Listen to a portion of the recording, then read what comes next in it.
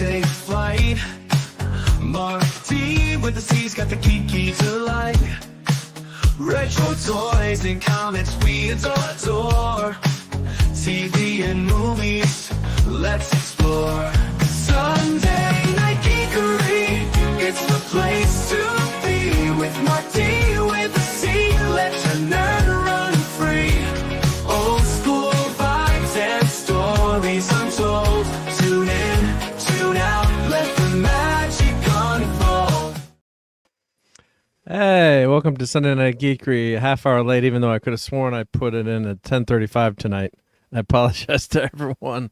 And Time was like, you better get started. I'm like, yeah, but I'm only like 3 minutes late tonight because getting all my turkey prizes together and, you know, doing stuff. And I apologize. And he's like, yeah, but you put it on. I put it on the group chat for 10:35, and I forgot to change it on StreamYard. Or, you know, you do these streams for a while, so I apologize big time to everyone out there.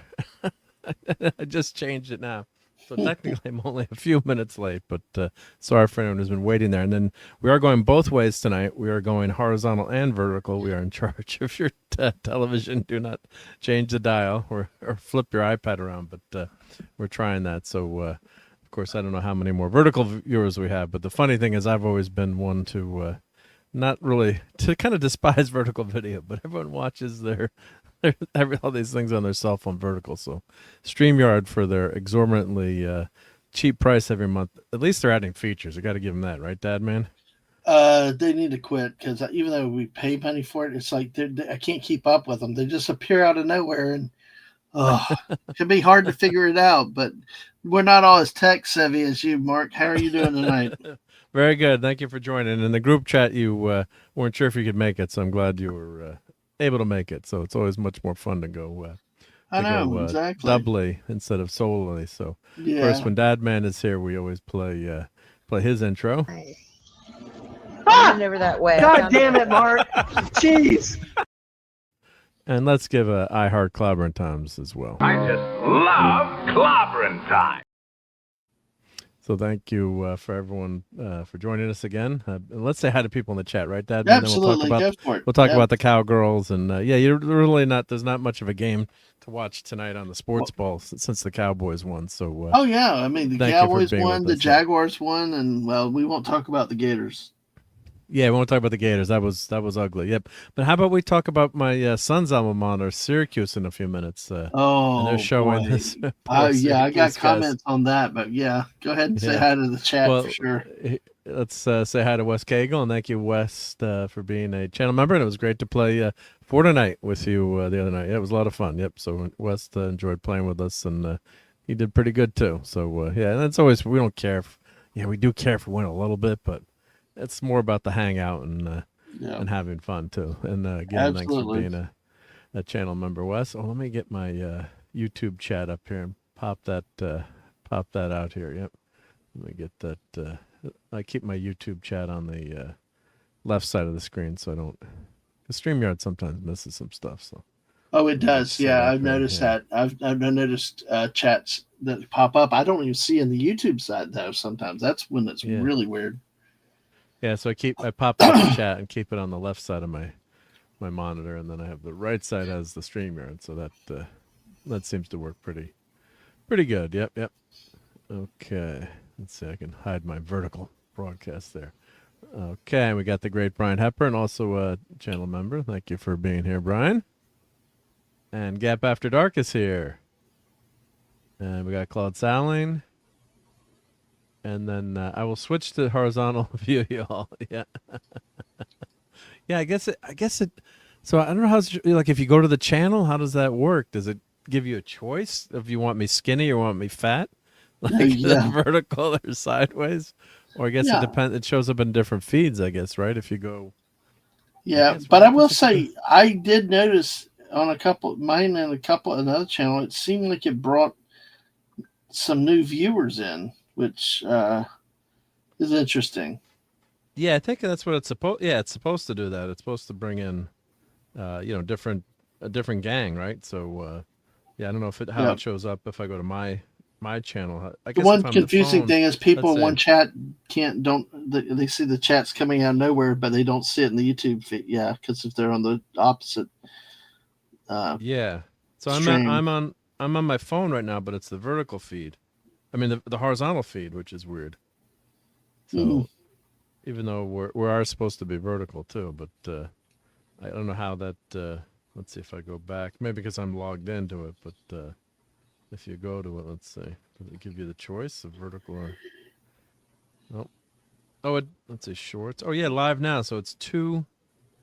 It's showing you two different feeds live, Mm-hmm. and then You got here's the 20. vertical Yeah, feed. Yep. you got 23 watching on the vertical And feeds. yeah, so we've got And 9 Manos on the other Vlog there, feed. Yeah. and Hockey Lady Falcon. Hello, hello. Yep. So let me see. Does it show me the? Am I getting the chat from both of it? From everyone? Yeah, I'm missing the chat? no. What happens is the chats will come into your StreamYard. Okay, both Yeah. chats will come in your StreamYard. But what's going to happen is people on one are not going to see the others' chats in StreamYard. They will only see. They will not see them in their YouTube feed because if you're in horizontal, those chats show there.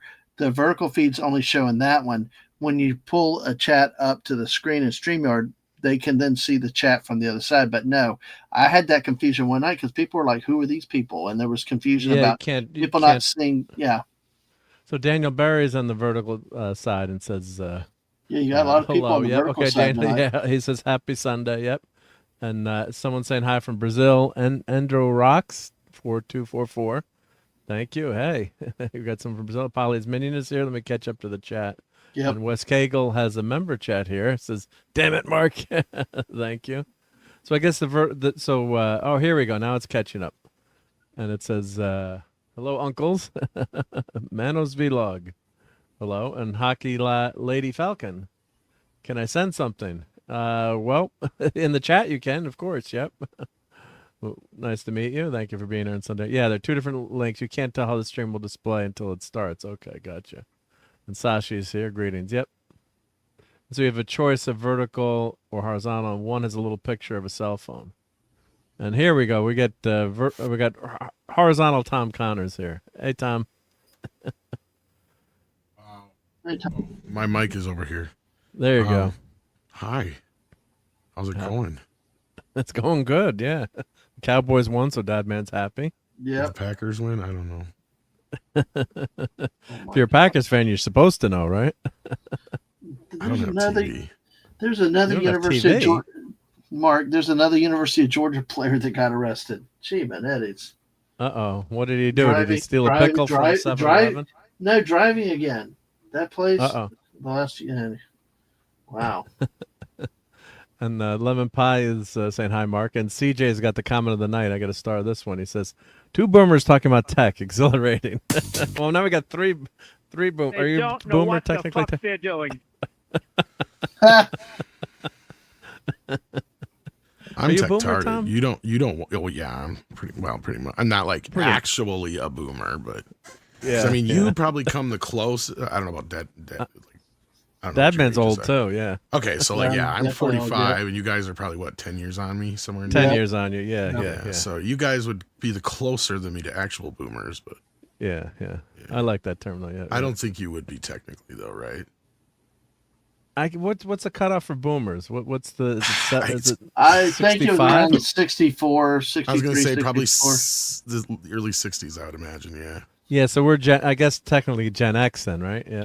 Yeah, I mean, basically, like, yeah. See, I don't understand this generational thing because no matter where you Yeah. look or who you ask, it's always a different answer. It's like my generation is supposedly the millennial generation. I'm like, I didn't even hear that term until I was in high school, and I thought that was a generation after us, right? So, I mean, I guess I technically fall into that Gen X category because I was born in '80. So it all depends on who you ask and where you look. Yeah. But I still don't buy this millennial thing because I look at it this way: if you were born anywhere up till like 1990.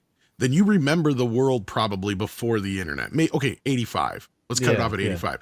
You remember the world before the internet. That, I think, automatically brings you into a generation where you're like, obviously not a millennial or a Zoomer. Like my kid would be a Gen Z Zoomer, I guess.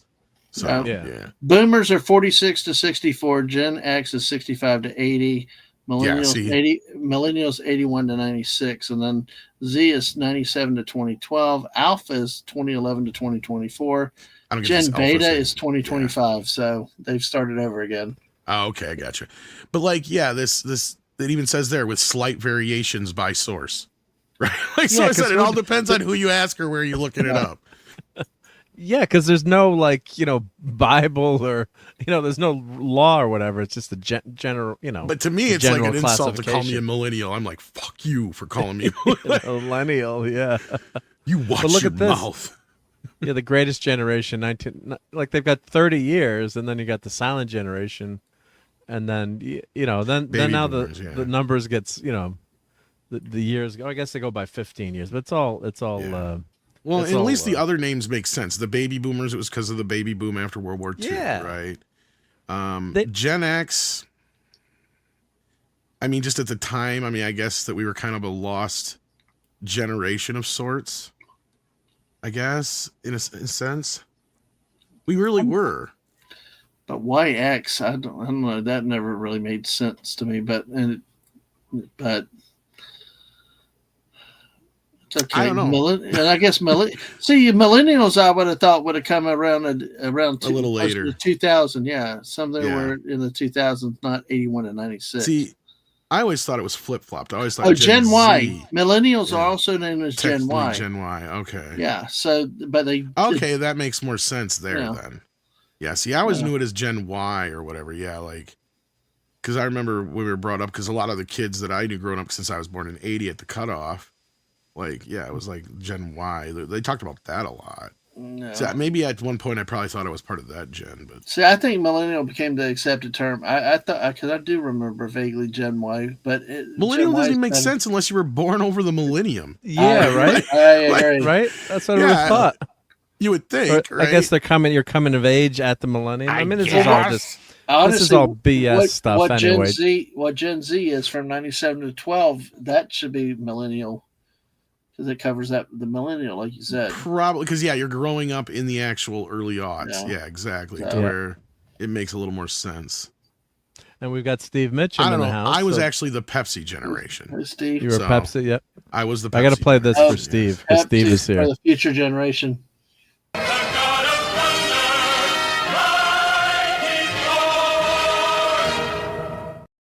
I thought Thor doesn't age, though. He's Thor. Thor's immortal. You're immortal, Steve. Come on. No, he can't be never going to get old. He's always Thor. Because it hurts. And Wes is this. And Wes, I got to check the you're supposed to have the 24-month. I'll go check in my YouTube settings there. Yeah, where do you see your channel stickers? That's under What are your settings set at? Yeah, so I think if you're a channel member. Always 11, always 11, yeah. Most blokes are going to be playing at 10. You're on 10 here, all the way up, all the way up, all the way up. You're on 10 on your guitar. Where can you go from there? Where? Nowhere. I don't know. Nowhere, exactly. Nowhere, yeah. What we do is if we need that extra push over the cliff, you know what we do? Put it up to 11, exactly. 11. One louder. Why don't you just make 10 louder and make 10 be the top number and make that a little louder? Why not? These go to 11. These go to 11. Okay, I got this. Did you guys get this yet? Spinal Tap 2? Well, let me see. Oh, let me make this I'm video. disappointed. There's like 20 deleted scenes on here. Not that many, maybe like 15. Not that many. But they don't have... Okay, so for those who don't know, they talk about it in all like the interviews and stuff, but it didn't make the final film. What's Their Faces made them a new amp for the movie. That goes to 11. No, it goes to infinity. Infinity. That's right, for the movie. It's left out of the movie, though. It was this whole joke where, like, I can't remember the brand name of the speaker. Marshall. Thank you. Marshall made them a special amp for the movie. The whole joke is that, or for Nigel, that now goes to infinity. It doesn't have an ending to it. It just keeps going and going and going. But it got left out of the movie. I'm like, that would have been the funniest joke in the movie. And I'm like, okay, maybe it'll be on the deleted scenes. No, nothing. I don't know. Nothing. I'm going to put that on my Christmas list. So, yeah, try not to buy stuff from the month of December. The worst thing is when you buy, like, I think I've got three of the same copies of Ghostbusters. I should give them away. Like, I get presents, so then you buy it and you forget that you have it in your collection. It's like, oh, God. I don't have the exact same copies of anything that I know of, But I have like you said, like I got at least 4 or 5 copies of Ghostbusters, just from the DVD to the one special Blu-ray or whatever. I think I may have even gotten rid of those, but like to the 4Ks alone, and then the box sets and then you wonder, it's like which version am I going to watch tonight, right? Yeah. Well, I always watch whichever one looks and sounds the best. That's usually what I go Blu-ray by as far as watching. Now, if I keep more than one version of it, it's mainly just because there's some special feature or something about it that I want to keep it for some reason 9 times out of 10. So, yeah. But we're doing Bond on Toxic Tuesday, so I've been watching my DVD Ultimate set, which is not great to watch picture-wise. When it came out, it was the best version. But they've got all the special... Ask. Well, yeah, I mean, but... there's some people been complaining about the new 4Ks as well. The new 4Ks, Yeah, I mean, I have this I bought the digital version of them 2-3 years ago, maybe more than that now. Whenever the last movie came out, was that 5 years ago now? Yeah. So I bought that whole set and I got it for like a steal. It was 4K digital version of it for like $60 for all the movies. But it was totally digital, though, right? Yeah, it's all digital. But they were 4K. Download. Yeah, but that was years before streaming. The 4K versions were 4K scans. But yeah, so then they took those scans, I guess, and they used those scans for the new DVD or new 4K Blu-rays. And some of them look pretty good, but some of them look pretty bad, I guess, from my understanding. Yeah, they screwed. And the sound, I guess, is something's fucked up on some of them too. They always screw things up, but they run it through an AI and then try to improve it, and that's why I'm scared to watch Tron. Everybody says it looks good, but they used AI on Tron, not to like fix anything, but just to help upscale it because, for those who don't know, the special effects. Because of the special effects, when they do these 4K scans, they try to go back to the original negative if possible. But when you have, like you just said, optical effects, or even like a title on a screen, a fade, anything like that, those usually go through anywhere between 2 to a half a dozen layers before they get to that final product. So that's why sometimes if you're somebody who has 4K movies and you're watching them on TV, you'll notice sometimes the movie will look pristine and clean and clear, and then all of a sudden you'll get a shot that looks wonky. Like that doesn't look any better than the old Blu-ray or DVD. What happened there? It's like, because that's what it is, because it's that far of a generation gone that unless they go back to the original negatives, there's not anything they can do. Now there's been a few times they've done that, but it's only been a handful of movies, and it's usually not special effects heavy stuff. George Lucas technically did that with Star Wars when he did the special editions. But like Francis Ford Coppola, for instance, I guess, speaking of George Lucas, actually has hung on to everything he's had since Godfather. Everything, right? So that when he goes back to do these scans, like for instance, The Outsiders is one of the best looking 4Ks I've ever seen in my life because everything is negative. He redid all the optical effects in it to match the original film and all the titles and everything. So it looks brilliant. I'm not like that looks amazing. The only other one that I know of offhand that I can think of was League of Their Own, but that doesn't have any special effects in it. Yeah. So it's just, they actually just had all the stuff separated, so they just put it all back together in computer. But anyhow, that being said, move on from that, and we can talk about whatever it is you had on deck. We got lots of stuff to talk about, but let's blah blah. No, it's there's no blah blah in here. There's no boinking on the head. It's the turkey episode, I guess, right? It's a turkey episode. Yeah, we're gonna turkey stuff. Prizes. Yeah, there'll be a great prize tonight. You're gonna give away a turkey? Are you gonna drop it from a helicopter? I'm gonna drop it from a helicopter. I swear to God, I thought that turkey prize could fly. You know what's better yet is somebody should redo that in like some other show now, but instead you drop frozen turkeys out of a helicopter and the damage and death and carnage that it causes. Be like that a Twilight Zone. Hilarious. Yes. Well, I saw a picture of and it's a sad thing that happened, and it's from a source that is real. It's not AI. That the other day, and there's like a big like 12-inch hole, top to bottom, left to right, in a car windshield where a bald eagle was carrying a cat. I saw that. I think that happened in Wisconsin. No, North Carolina. Oh, was it North Carolina? I thought it was Wisconsin. Sorry. And it just dropped the cat. Unfortunately, the cat did not survive, but I wouldn't imagine so. I was like, man, it's just from whatever distance it was, and it's like, geez. So what was the imagine name a of the frozen town? turkey.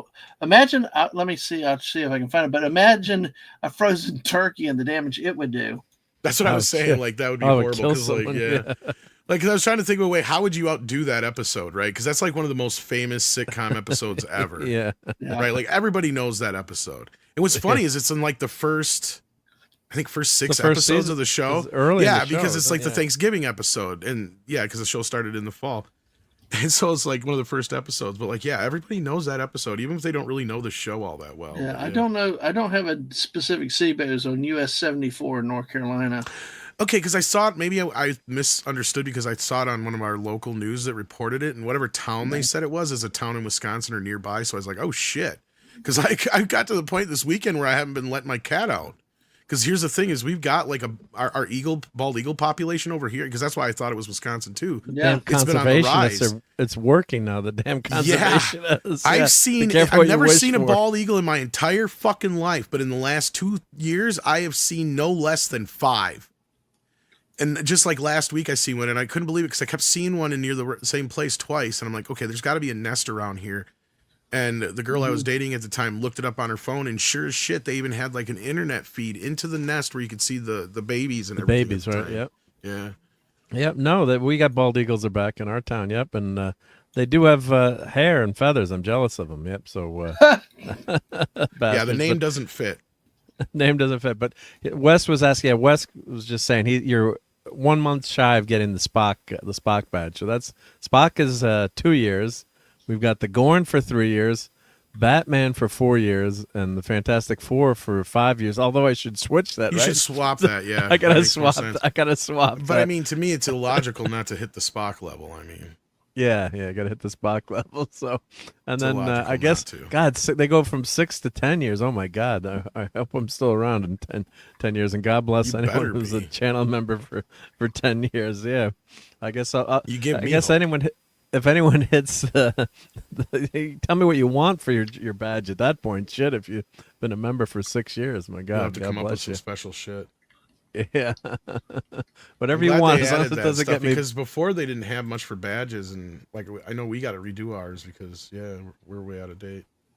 Yeah, and you can add emojis too for depending on how many channel members you have. But like when we first started it, they only had badges for months, right? And then we ran out of them. And you ran out, right? Yep. Yeah, and so now we got to go make some more, and we just got to change the colors on them, but still. Yeah, come up with more colors, and only women can tell the difference between most 5 colors. I mean, Christ. I appreciate anyone who's been a member that long. That's really cool. Yep. But but yes, I guess they just added these. Yeah, up to 10 years. I didn't notice that. And the emojis, it depends. I guess for every 10 channel members or 40, or I can't remember what it is. They give you emojis, so you can. Max out your emojis. I was trying to give away. All right, I want to give away some free memberships, right? Let's see, and it doesn't let me. It hasn't been letting me doing that. I was telling you the other night, or asking you, Tom. Yeah, I never even knew you could. Yeah. Somebody had said it to me before, and I could never figure it out. But by the way, I added that picture and the associated text from the tweet out there on the group chat. Yeah. So let me see if I'm able to. Yeah, you're supposed to be able to gift. Yeah, you hit the dollars. Show your support. And it's supposed to be, like let you give a. And I watched the video on how to do it on YouTube, and you can give away 10 a month, and it's not letting me do it. Yeah, so you're supposed to do. Let's see, the $sign and then super chat or super stickers, but it's supposed to be like gift a membership, and it's not working. So maybe if I try it on my phone. Maybe if I try it on my phone, I can give away some memberships. Let's see, does it work there? Yeah, membership gifting. But it's not letting me do the free memberships. The other thing that YouTube, I was talking, because I was in this YouTube boot camp for memberships to try to help give you like best practice and stuff. It was pretty good to see what people are doing, and and of course it helps YouTube too if you have more. Channel members. So, what the problem is too, when you gift the membership, it's at the highest level, and I have $1 membership level, which, for me, I, just appreciate any support. But when you go to gift a membership, you've got to gift it at the highest level. So I'm like, can you guys fix that so you can pick it? So if someone, wants to gift a membership, it's at the dollar level. So that's something allegedly they're working on. But that never made sense to me too, that they would do if you had a $5 one, it would always be the $5 one, not the cheaper one. Well, I guess for YouTube, I guess for them it makes sense. But I have that dollar level, just someone can just give a quick a thank you. But yeah. Oh, and then Courtney, what are you doing joining the channel? Courtney didn't have to do that. Courtney's a panel member. This Courtney, welcome to Ever Loving Blue Eyed. Well, thank you, Courtney. There we go. What should we play for Courtney here? We're gonna play something good for Courtney. Let's see here. How about, well, we just did that one. How about this one? Merchandising, where the real money from the movie is made. Yeah, we can't play these. Go to 11 again. Yeah, let's see. He plays with toys. It's a model. With little figures. Oh, yeah. Hey, Jim! Whoa! Excuse me. That's a bad outfit!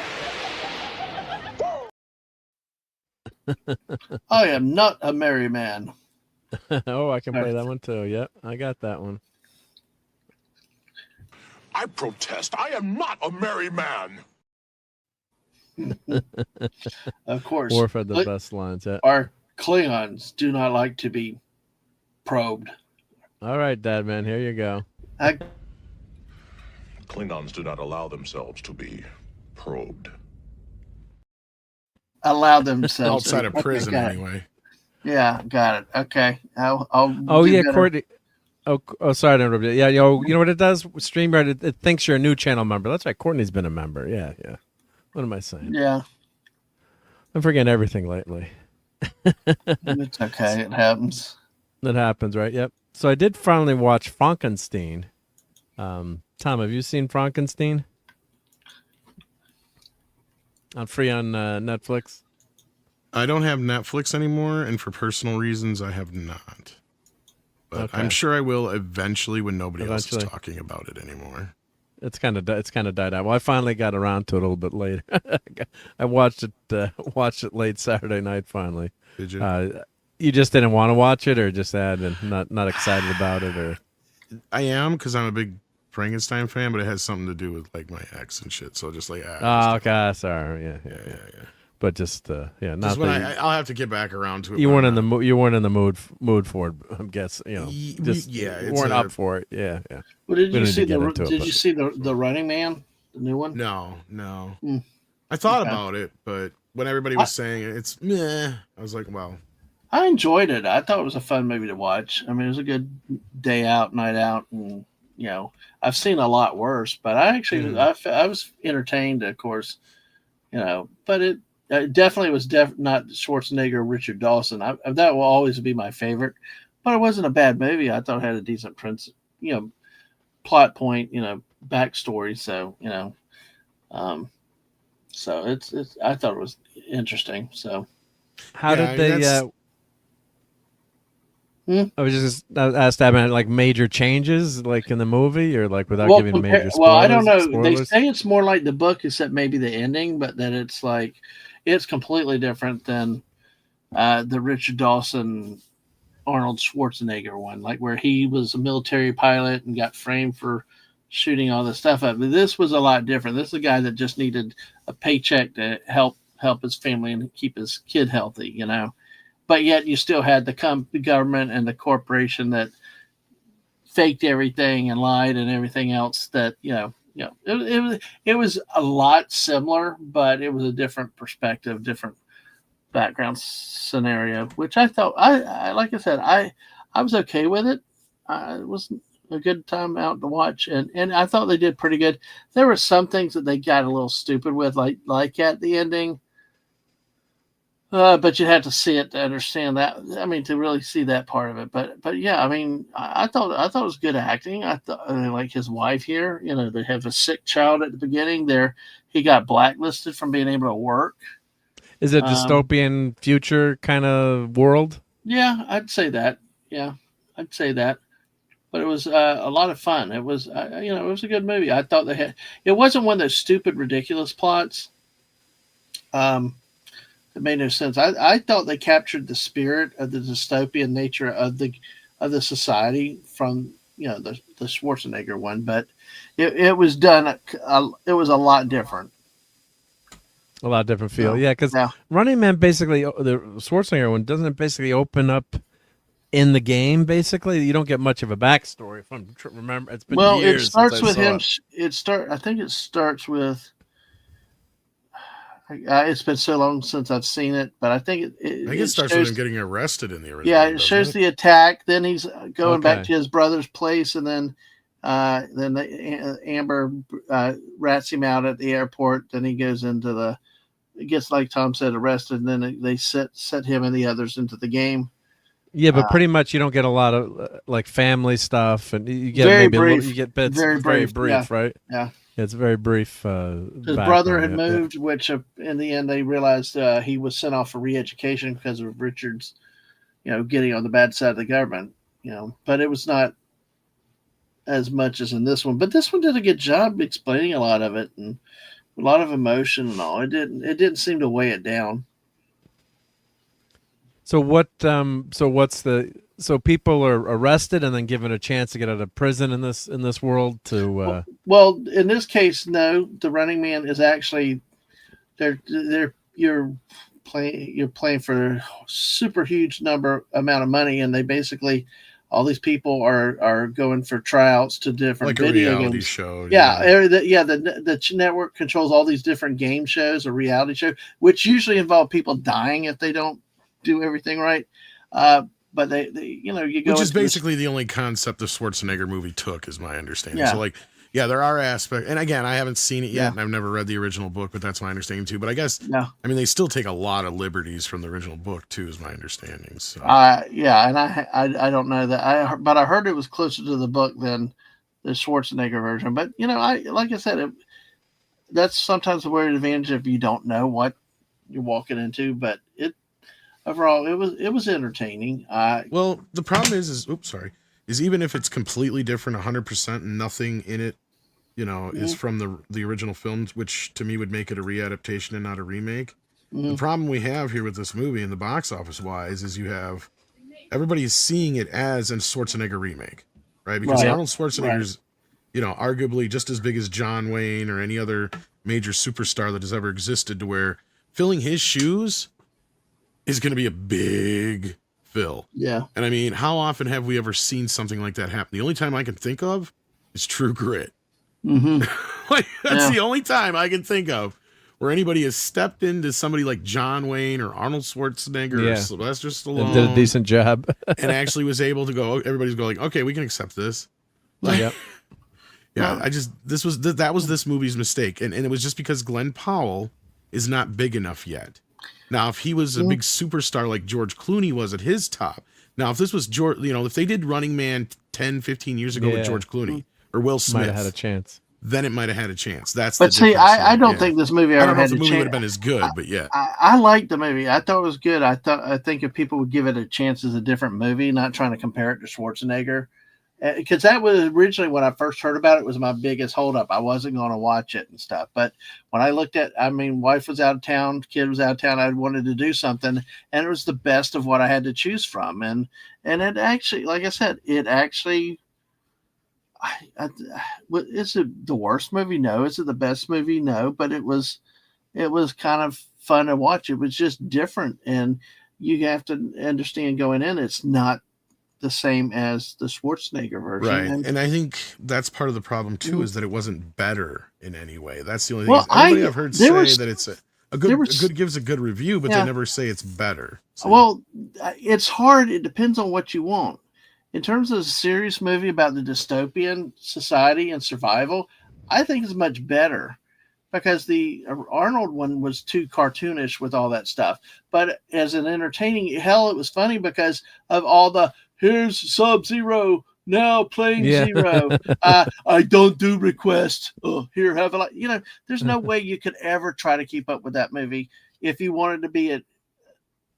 Well, that movie was basically taking WWF wrestling to the 10th degree. Right, exactly. Yeah. But if you want to take this as a true dystopia movie, right, I think this did a better job, especially with Coleman Domingo when the guards were killed and all the summer. I mean, and you had some of that in the original, but this one really brought. I felt more of the dark parts of society and of how the network and the government knew everything everywhere, had cheated in the games, had repressed the people and all. It did a lot better job of that part of, which is fair, but having it fair of the society. So in some ways it's better, in some ways it's not. But then again, as far as I've seen, it didn't try to be the Schwarzenegger movie. It did not try to go that route. And that's not the movie's fault necessarily, as it is the audience's fault, right? And right, I'm not trying to blame the audience, but at the same time, let's be real. Why does this movie exist? Because Arnold Schwarzenegger made a movie back in 1987 called Running Man that, even though it didn't make much at the box office and it was one of his biggest flops, it was a huge hit on cable and video. So that's why they're like, okay, well, let's do this. And they should have known better, because we already had this with Colin Farrell or whatever the fuck his name was in Total Recall, and that didn't work either.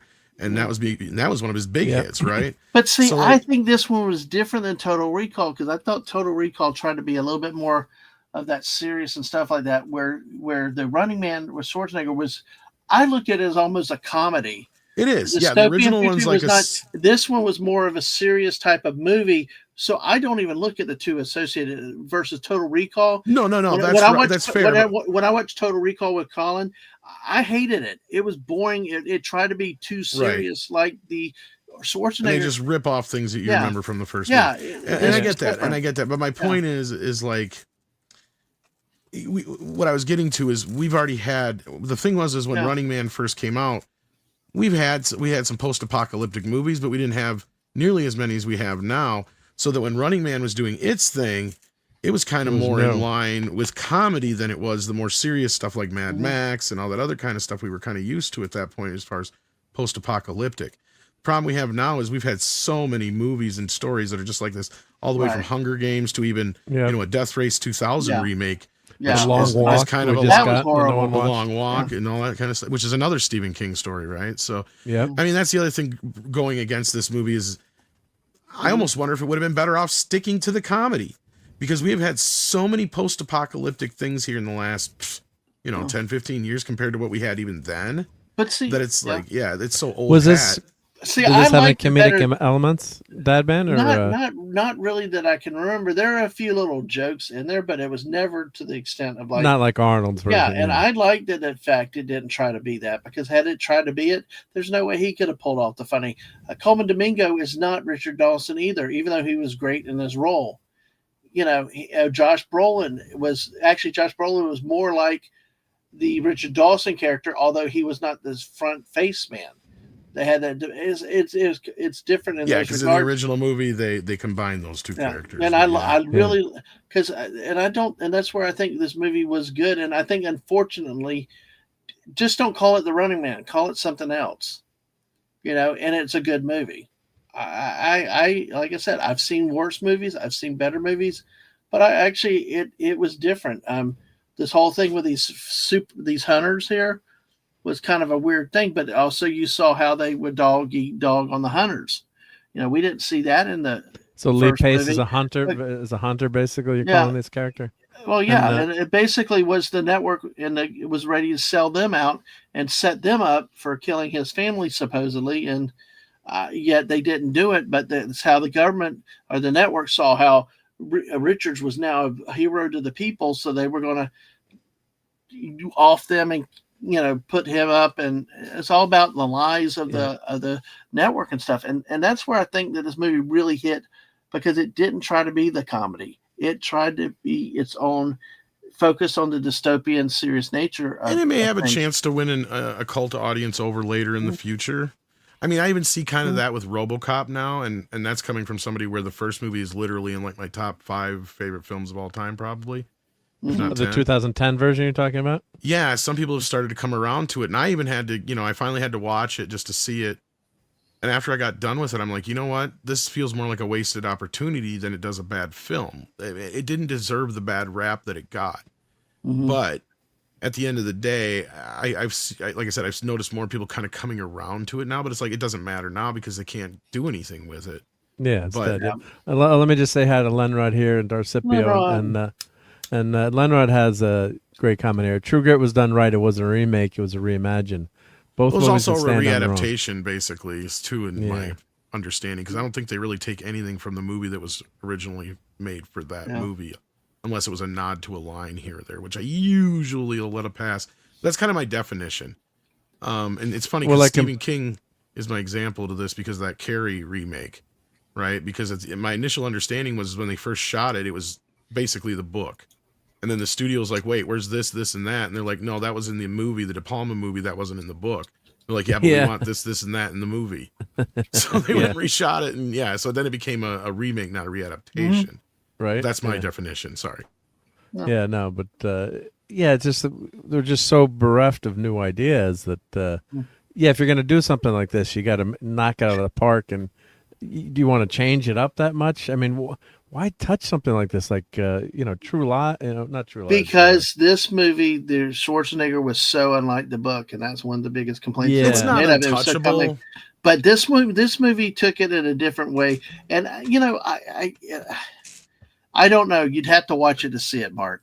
I guess I have to watch it, but just for me, it's just like, why bother? I mean, I like Glenn Powell and the cast. In a general sense, you're right, because we got all these movies with the same titles of before, and a lot of times when they do the same title and then we don't recognize the movie, we get mad and upset. But it just turns people off too. If like me, am I excited to go see the? I'm I guess I'm Gen X now, not Boomer, but. Like, I'm just going to wait till see this on streaming, to be honest. Like, there's no way I'm getting my butt in the seat to go see The Running Man, unless I heard, like my buddy who told me that I should have gone to see Die Hard, even though Bruce Willis was in it. And why would I want to go see Bruce Willis in an action film? And, Will, you were right. Every time I said you were right, Will. But my buddy from college. But, I'm just going to wait to streaming, right? I mean, that's okay. Maybe that's what you choose, But I think that's what a lot of people, as you look at the box office, 20 years ago, we didn't have all these streaming opportunities. If you missed a movie, it was usually I just think that this movie is a victim of the title.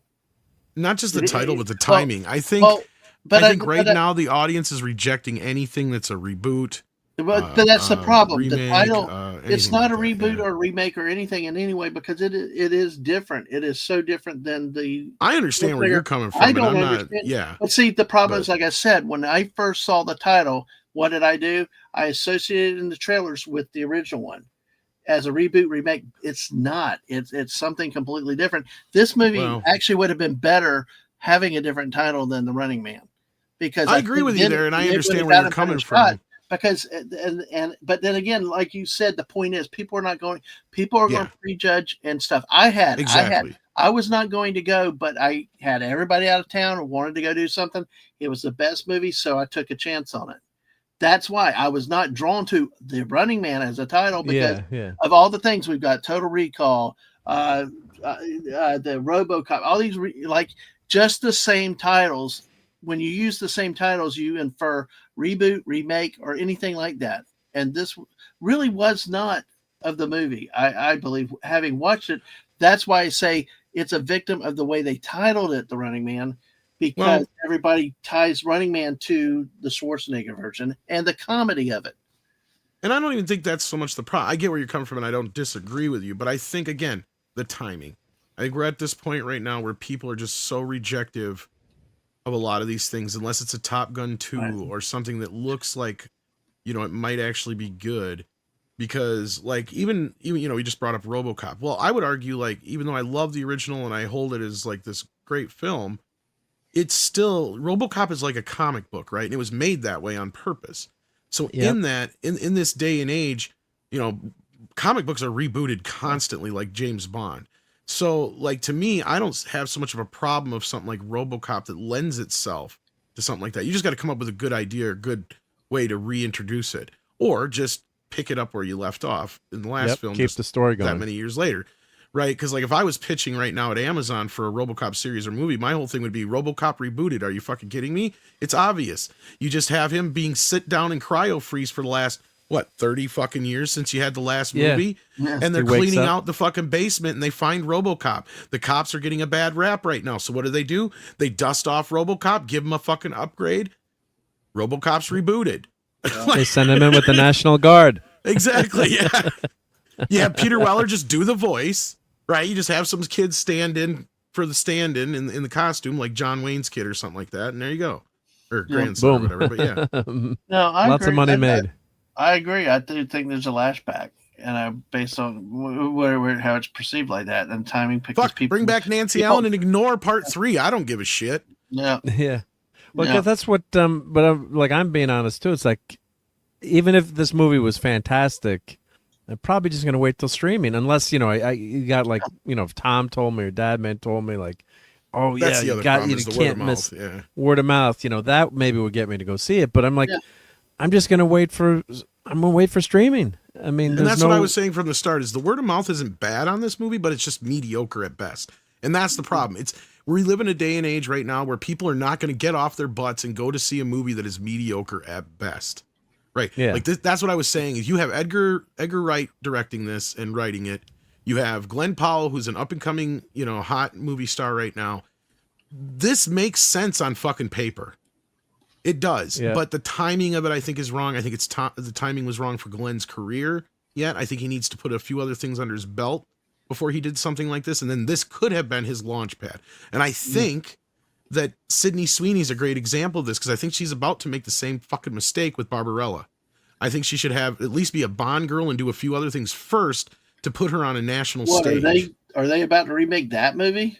Yeah, she bought the rights.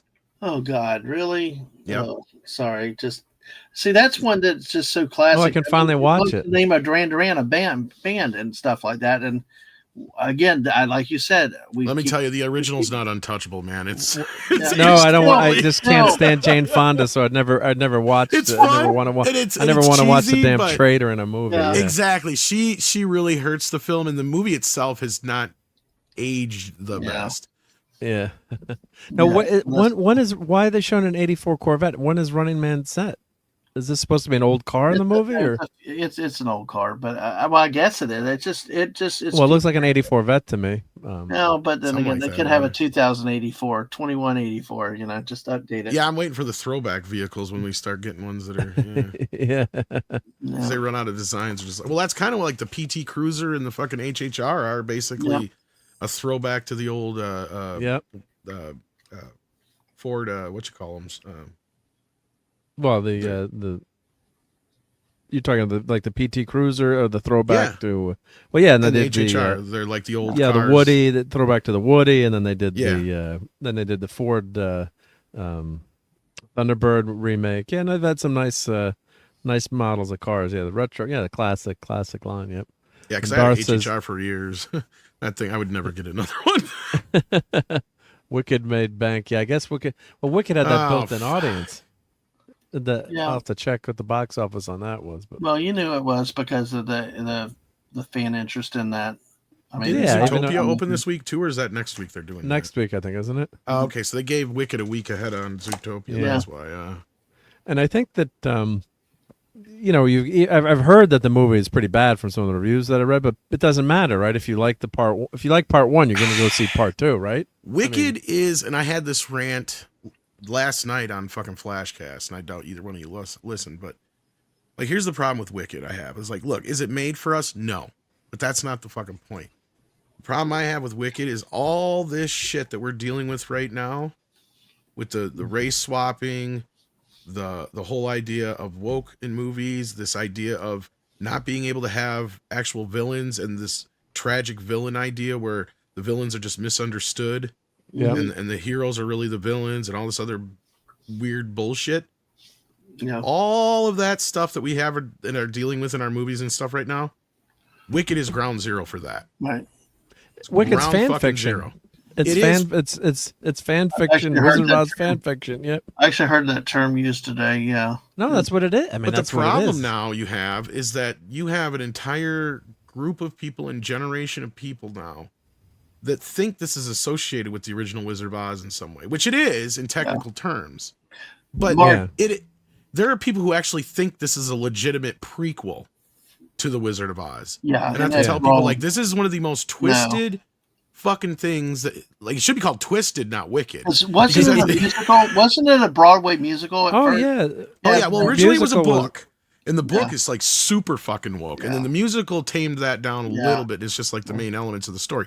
Now, my understanding from this movie is they tamed down certain elements because, spoilers for those who actually give a shit, plug your ears for 2 seconds. In the original story, the wizard is such a bad guy that he raped this woman to produce the Wicked Witch because he wanted to steal her powers, basically, is my understanding. And that is part of the play, too. Wow. But in this movie, they just have it as a torrid love affair or something like that. But yeah, so they tamed that part down for the PG-13 thing. But there's a ton of other problems in this story that if anybody who knows anything about Wizard of Oz, you're just like, this is bullshit. Yeah. Mark, before you move on from that, go back to that image. Yeah, I noticed that was Arnie. Yes, I guess. Yeah, it's Arnie's on the $100 bill. Yeah, that's the tie-in. And they called it new cash. It was like a new $100 bill and stuff like. But yeah, I'm the president of the United States of America. Even though he's not a natural born citizen. That's the one thing that always upset me as a little kid. Well, don't you remember from Demolition Man? Do you not remember from Demolition Man what Sandra Bullock told us about how his popularity led to the change in with constitutional amendments that allowed him to be president, Mark? Yeah. But Demolition Man predicted the future. Yeah. They did, but I was always upset because my dad couldn't be president, like as a little kid, because he wasn't born in the U.S. Like as a 5-year-old, he's like, Mark, do not worry, I am not ever going to be president. Here's one thing I will say about Schwarzenegger, not to get too political right now. Sans his stupid "screw your freedom" thing that he did, because he did come back and apologize for that, but I think it's too little, too late. Right. The weird thing is I can't believe, and that's kind of connected to this, is I can't believe he wasn't one of the people that turn on all the people in Hollywood, especially during all this COVID shit, because he was actually a pretty goddamn good governor for California, probably one of the better ones they had, and the people that are there right now were the ones that voted his ass out. Yep. And got rid of him. And then the state went to utter fucking garbage after that. Like, if you go back through his book and do some research on some of the shit that he did when he was governor, he was fucking dead serious about what he was doing. Yeah, and he put in the commission to get rid of gerrymandering. So they have an independent commission. So now, and then the voters in California, 90% are in favor of an independent commission, but then they voted against the independent commission that's only supposed to be lose its independence for 4 to 6 years, whatever it is in the bill. But yeah, like they would ever turn it back. So I just the irony of Newsom. Off. Yeah, Newsom. I'm just gonna act like a dictator for just like 4 or 5 years. Yeah, but yeah, no, he did am I saying he could be a good president? I don't know. But he did bring a lot of people together, I guess. Yeah, that's what I'm saying. He would work with both sides of the aisle. He actually had California in a place where they were starting to go forward instead of backwards. And a lot of the people just didn't want to fucking do what he was doing because they were so against him because he was Republican, first of all. And that's what I'm saying. Like, I can't believe he didn't turn against all these fuckers and go, like, you know what? Fuck all y'all. Y'all didn't want to, like, because he's not an idiot. This is what I was going to get to is, I recommend anybody who gets a chance to read his book or do the audio book, which I think he actually narrates, which is great. But like, I mean, the shit that he did before he was even a movie star is insane. He was a millionaire before he was a movie star. Like, this guy is not an idiot. Oh no, he may come off like a fucking he's all American dream. No, he's a smart guy. He is very smart. Like he has real estate and shit. Like, he doesn't even have to make movies if he didn't want to. Yeah. All that stuff just is extra gravy. Like, this guy was set for life way before he even was a movie star. And Darcipio, Tom Arnold was never governor. Tom Arnold sucked as governor. I live here. Tom Arnold was never governor of California. I'm just teasing. Scipio, you come from that other side of the aisle, so forgive me if I can't really take anything you say seriously. Yeah, well, that shit. I mean, I didn't live in California. I don't know, but and I know the Republicans got kind of mad at Arnold towards the end. And compared to what's going on now, I'm sorry. Yeah. So you guys are laughing stock of the fucking country, and you keep exporting all your problems everywhere else. That's the issue. Yeah, unfortunately, the debt that all these states go into, that's what's scary for my kids. Like wherever you live, and then the Anyway, the I debt don't wanna that get they into politics. yeah, we don't get too political, but that's what always worries me is the amount of debt that we have. And I love politics. I love talking politics, but that's I usually try to avoid that here. But yeah. Well, Mark, I'm But gonna head out now, but well, thank you for being here. Talk To the about Dad this Man. movie a little bit, but But what would you rate it like on scale of 1 to 10? I guess what would you give it? The Running Man. Okay, because I usually do 3 or 5 pop. I usually do 5 popcorn buckets, but on 10, or we give it your popcorn bucket rating. Well, I would go on 10 popcorn buckets. I'd put it at 10 out of 10. I put it 6 out of 10. 6.5 to 7. Yeah, it's like a C. Yeah, it was B minus C. It was a good movie. I didn't hate it. I mean, I didn't hate it, but I also didn't feel like it wasted my time. It was entertaining. Like I said, there's some things at the end that were kind of the way they did it was kind of goofy, but overall, it kept my interest the whole time. I liked when I watched Total Recall and some other movies and stuff. The second ones and stuff, I just got bored of it. This one kept me into it. I thought, but like you and I always talk about, people look at the movie for yourself, judge it on your own, and like I said, don't try to judge it anywhere towards the Arnold movie because you'll be disappointed. It's not the same movie at all. So, that's it. So it's definitely worth watching, right? I say worth, especially if you're willing. If you're willing to wait for home and streaming, it's worth a shot for that. Definitely. Yeah. I'd say watching the movie. I like the effects on the big screen, but then again, like I said, it was the best of what I could see. That's why I chose it. But I had curious with it because I didn't want to support it at first when I taught the title, because I was presuming a lot of stuff that it was going to try to replace the other. And this movie doesn't change my feelings of the other, and the other doesn't change my feelings of this. I'd watch this again like I would watch the Arnold one again. I mean, they're just two different movies. You basically sound like a lot of the Stephen King readaptations or whatever you want to call them, where they've redone, The Shining and a bunch of other ones. Well, Derry, I've been watching Derry a little bit. I've only been through the first 3. Welcome to. I've actually Derry watched with somebody. Derry Welcome to Derry, and I actually liked the first 3 episodes. I couldn't get past that scene in the car. I couldn't get past. I just was like, no. Oh God, that was a freaky ass scene, and that's the thing is, it's a lot too different. Scary or just buggy. It was really scary. It was really odd, bizarre, like Stepford Family, like very. You just have to see it, Mark. I don't know if I can. I might need someone to hold my hand while I watch it, because the scary clown scares me to death. Well, the end of the first episode, I mean, really, it wasn't just kids disappearing. It was like pretty violent, No, I know. It just, to me, here's my issue going into it is I was not as big of a fan of the remake as most people were. Mm-hmm. And I actually like some of the stuff that most people hated. Like the only parts of the remakes that I liked was I thought that they actually did a better ending for the chapter 2 than the book or the original miniseries. Otherwise, to me, the original miniseries is superior for various reasons I'm not going to get into. So I just was never a big fan of the tone and all the kind of way they did it. And this show, if you're a fan of it, I can see you enjoying it. I know a lot of people are enjoying it. And I'm watching it with a fan. I'm watching it with a fan of it that's able to help me understand a little bit more, because there's all the stuff before it, like the quote aliens or UFO. There's a lot of stuff that I never knew existed out there that the show is bringing in.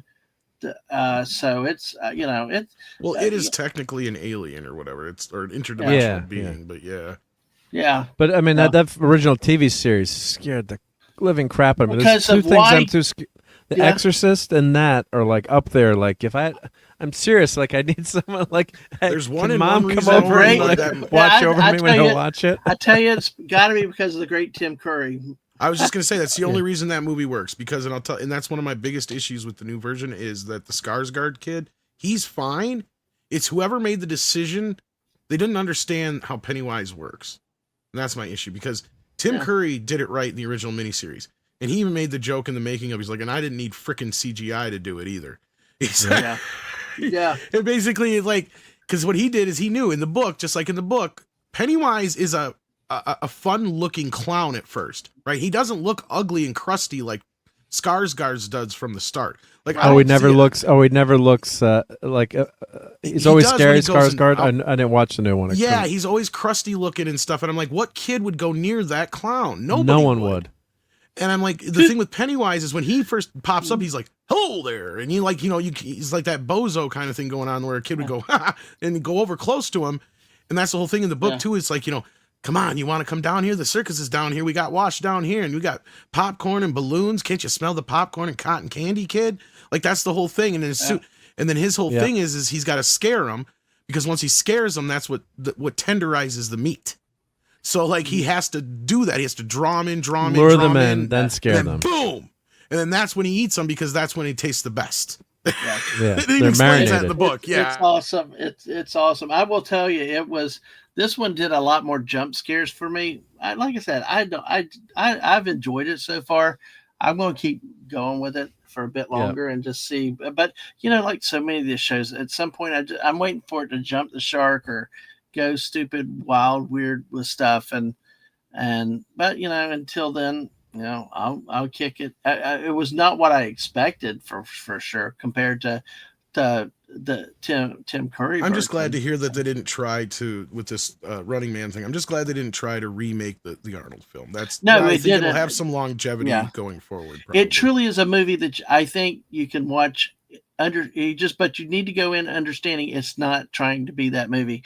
Don't expect the corny jokes and all this other stuff. It's truly a dark dystopian movie about survival and how the powers that be control everybody's life like they're gods, and everybody's a pawn.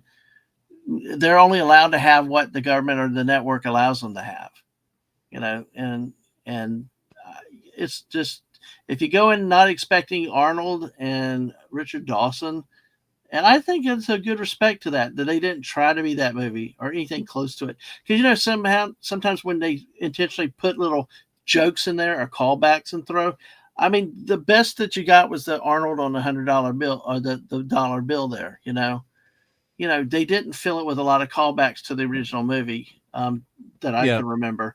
So it wasn't like it's trying to make its name off the back of the original either. So it tried to do its own thing and stay serious with that. So, but like Mark and I always said a long time, just try it yourself. Yeah, Mark. Well, I was gonna say, like, part of the allure of when I was going to see the Arnold movies back in the day, like he was the big, huge, like a wrestler, superhero actor. Glenn Powell's a good guy, but and a good actor. I like what he's done, but Arnold had that mystique that you can't. So really tough to follow on someone like that. To take on that role. Well, Linrod mentioned something about member berries, and I want to say there probably are. I may not have caught them at times, but like they have one of the characters, not Vasquez, but this Laughlin. Laughlin's a character in the movie, but they made her a female lesbian and stuff in this. But they didn't try to do the thing of them going in. I was expecting them to do the thing about the rebellion and stuff like this, like they did Richard. They went a completely different route, all that stuff. So there are some things like names or places that may be there, but it's not like how we see those members, the out of place member berries, just trying like anything like Star Wars. Yes, yeah, exactly. I was thinking exactly just like that. Oh, see now you should love it because we Stormtrooper, X-wing. Yeah. Or Prometheus when they had the line, I get away from her, you bitch. Like, why is there's one last thing? There's one last thing I can say that I think hurt this film, and it's the marketing. Clearly the marketing. Yeah. Had they just gone out and saying The Running Man, not starring Pedro Pascal, I think everybody would have went to see it. Yeah, I like this Glenn Powell guy, so I do like him. But we guarantee Pedro Pascal is not in this movie. Yeah, the Running and we'll give you all 100 Arnold bucks. Yep. Yes, exactly. Yeah. Well, thanks for chatting about this one, guys. I got to get out and get some sleep. And Dad, man, before you go, I wanted to show off the turkey prizes. Oh, by the way, Mark, before I forget, you said we wanted to talk a little bit about your son's school, Syracuse. They managed to fall down 21-0 to Notre Dame before running a single offensive play. Yes, is that a world record? I texted my son. I said, "Can the Syracuse team?" My son went to Syracuse University. I said, "Can they forfeit before before just it was leave. like 2 pick sixes and a punt return for touchdown, and Notre Dame had not run a single offensive play. It was 21-0. Yeah. So fortunately, Syracuse had sorry for the sports ball and everyone, but it'll be 30 seconds. But they started 3-0, and they had their QB was actually top rated. One of the top rated from passers Notre in the Dame, country. actually, yeah, from Notre Dame, and he unfortunately got hurt, Achilles injury, and was out for the season. And then the season just totally tanked. But and then the final score was 70-0. I don't know how the announcers got through it, but I see Brian out there. Is a glorious start being a Notre Dame fan. Yeah, yeah, for Notre Dame that was Commander Helm, my dad's friend. Yeah, he's looking down from heaven. He would have loved it because every time a call went against Notre Dame, he's like, those goddamn Protestant refs. I'm like, Commander, how do you know they're Protestant? Because they wouldn't have made that call if they were Catholic. I'm like, what? Nice. We're all laughing at him. Yeah, nice. Yeah, he was saying it in jest, these are wonderful mostly things jest. you made. Yeah, these are wonderful things you made, Mark. That's going to be cool for people to get them. So we got a whole fleet. I love the forks holding up the was it cells? Corn. Yeah, but are they called cells? Whatever. Nacelles. Nacelles. Okay, nacelles. Yeah. Hey, it was close for a Star Wars guy. Close. Yeah. For a I Star like Wars the turkey guy, leg. close, Yeah. Now, which do you like better? I made one with oranges in the nacelles. See. And the tip there, and then the other ones have cranberries. What do you guys like better, the orange? Was the orange supposed to be pumpkin, or orange is supposed to be pumpkin? orange? Oh yeah, pumpkin. Yeah, pumpkin. See, my brain's not working tonight. Yeah, the cranberry doesn't really stick out as much. The pumpkin, I guess, it makes. I mean, I can tell what it is. If that makes sense. Yeah. Like the red one, I'm not sure that it's a cranberry. It just looks like a red light or whatever.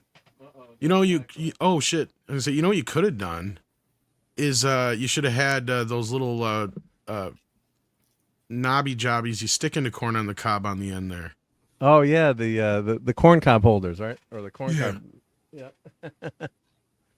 Yeah.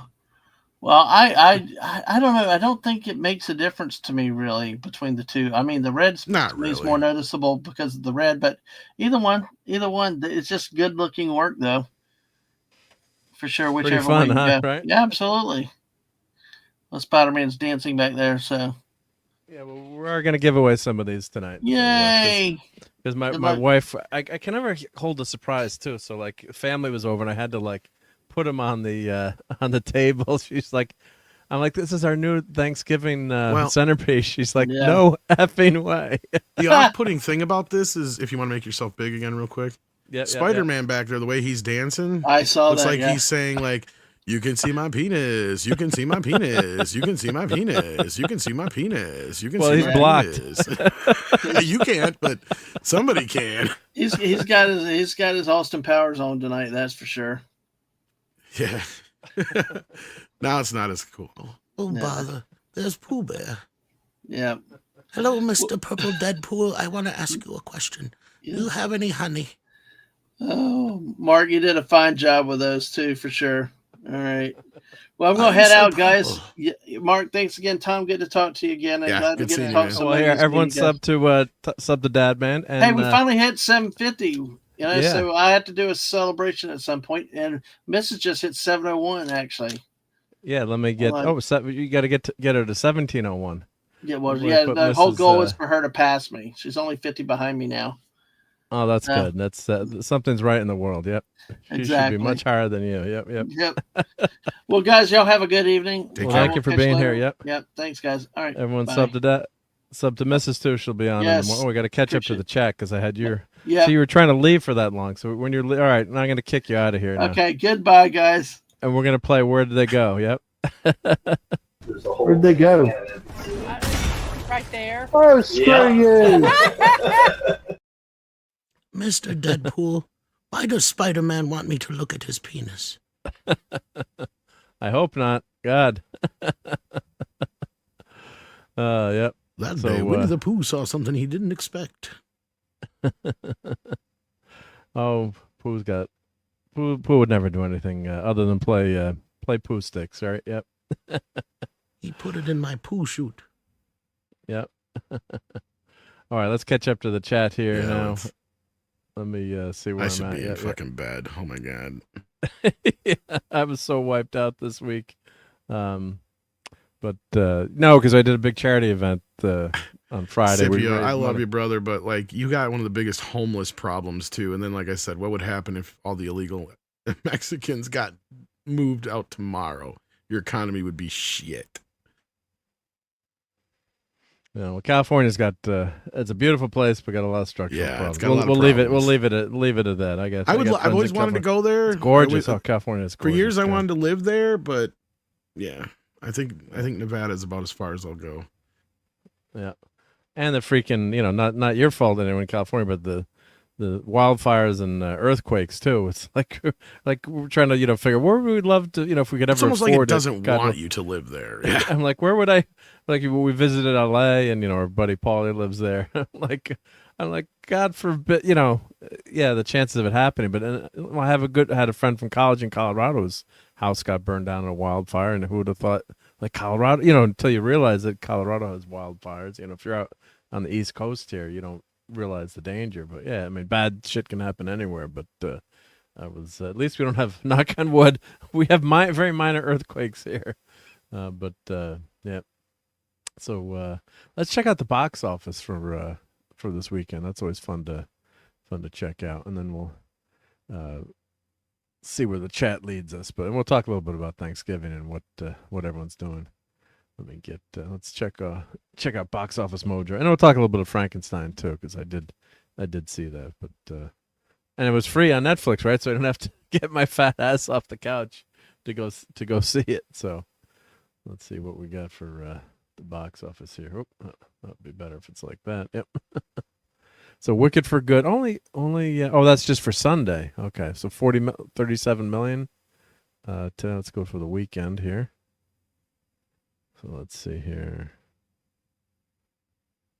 Oh wow, 150 million. So that did pretty darn good, right? Is that about what they're expecting? Yeah, I think it beat the first movie's box office.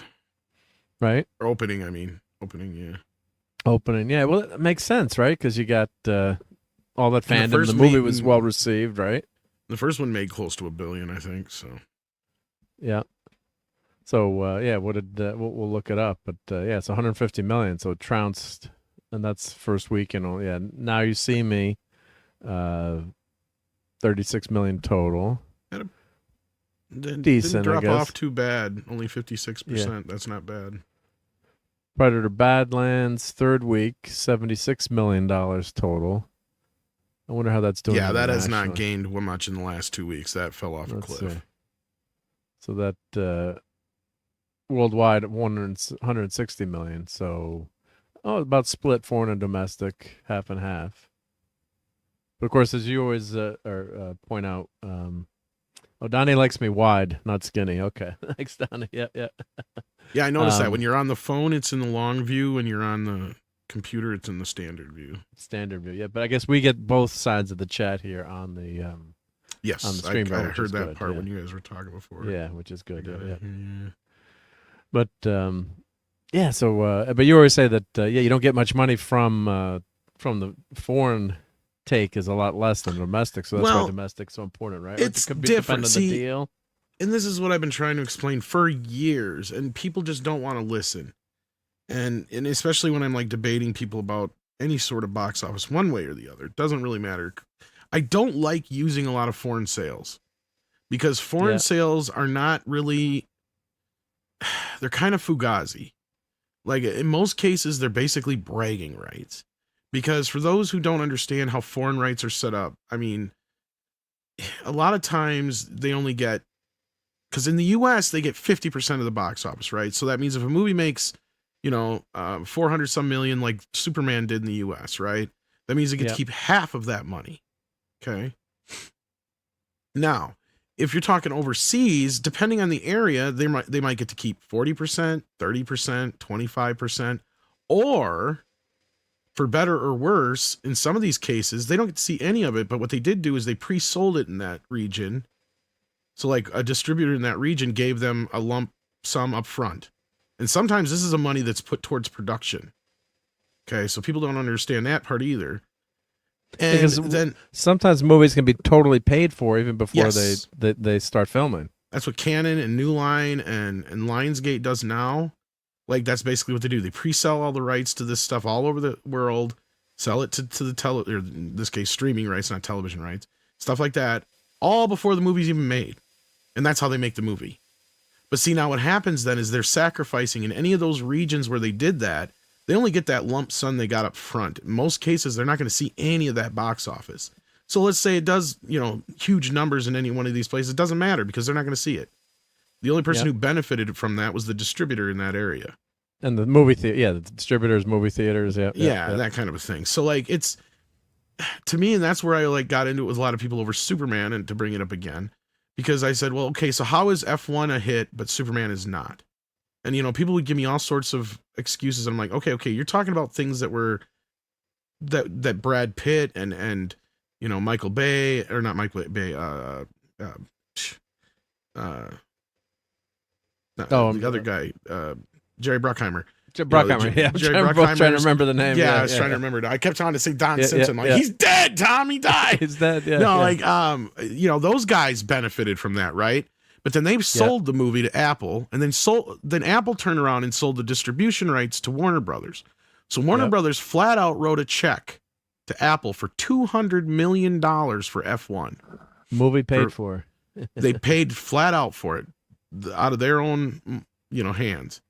So that means that movie had to make $600 million at least worldwide to be profitable, which it did. Barely. But you want to know what? A large majority of that money was outside the U.S. That movie did not even make $200 million in the U.S. So that movie didn't even technically make back the money in the U.S. that it cost for Warner Brothers to buy it. But everybody says it's a hit, right? Okay, fine. Yeah. Superman, on the other hand, now that Forbes went and did the actual math, they're saying, yes, it was technically profitable. And that's what I've been trying to tell people for so long, because they're not looking at it from the right perspective. The fact that most of Superman's money came from the U.S., that means they got to keep a big portion of that money. The outside the U.S. stuff is just all the extra stuff, the video on demand and all that other stuff brought it past the finish line to where I'm not surprised that they're reporting it made any, closer to $100 million. That makes more sense to me. Because the other side of this too is they never tell you what a movie actually costs in Hollywood. We're learning that. Yeah, with the accounting, you don't. It goes both ways. So like that's the other problem. And the only ones that we can really kind of point to is when you get like the tax returns. And Disney's just stupid for doing this when they do their, shoot all their movies in the UK, so they have to report their tax returns. So that's how Valiant and all those guys get a hold of those things. That's how you get the data, yeah. Yeah, but that, I don't know if that has all the data as far as some of the tax breaks in it either sometimes. And I know sometimes people can calculate that too.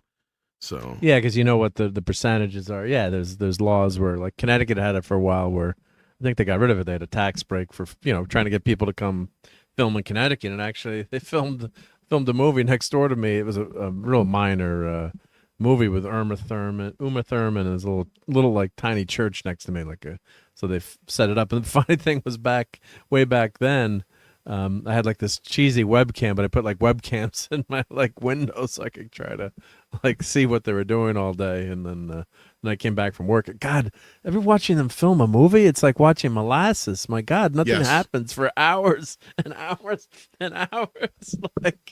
And then finally action. So they were trying to get, boosted. But like, I think F1 was almost more of a marketing ploy from Apple because they bought F1 streaming rights in the USA on the Apple app. Yeah, and Apple made like a bandit on it, basically. Yeah. So and F1 is huge now because of that Netflix show. What was it called? The racing show that they had. And then I'm trying to remember. I'm forgetting the name of it. I know. Not Top Gear. Not Top Gear, but there's another someone in the chat will get it because my I'm stream braining. But yeah, it's something that Apple, like, if you're not, you don't care so much about winning money, earning money sometimes in terms of how much the movie's going to make. It's brand building and good for your streaming app. And so there's other what's going to happen for Apple too. Because of that movie? They're going to have, I guarantee you, when that movie drops on Apple, which is going to be soon here, they're going to have the biggest subscription boost they've ever had. Yep. The moment people realize that's where they have to go to see it. They can't see it Either anywhere that or else. video on demand or video if you didn't get it already. You know what I mean? And most people don't even have Blu-ray players anymore. At least don't realize they do. No, yeah, they don't. I talked to so many people. like, well, I can't play the movie. Or like, Paulie was had the actress on from the movie that the independent film. What was it called? I'm forgetting the damn name of it. But the actress that was in it on Paulie's show, like, oh, do you have a copy of the the DVD or whatever? And she's like, no, I don't even have a DVD player. But like, don't you want a copy of the movie that you're in? We're kind of joking about it, but like, you youngins, a lot of them don't care about physical media. So, well, a lot of people don't even remember or realize that like their Xbox or whatever will play movies too.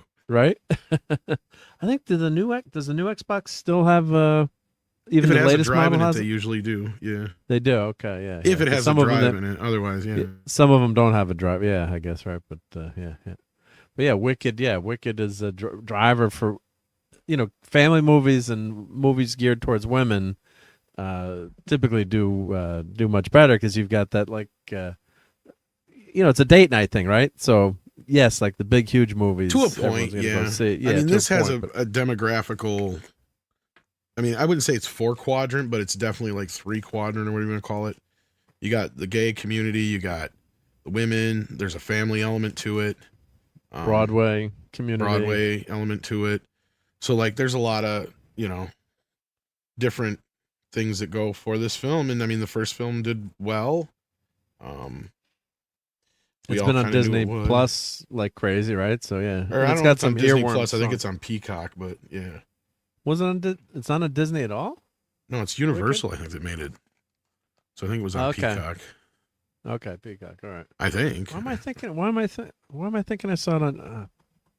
Well, God Disney damn it, Mark. technically owns the rights to do any sequels to the original Wizard of Oz. That's why the only official sequels are The Return to Oz and The Oz Great and Powerful. That one they did, 10 years ago now with James Franco.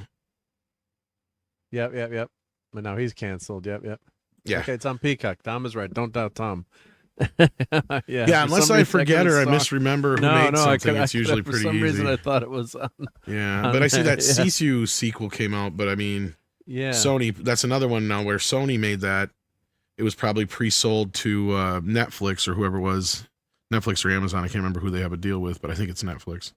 So, I mean, yeah, that movie's probably prepaid for already. It wasn't an expensive movie, I'm sure.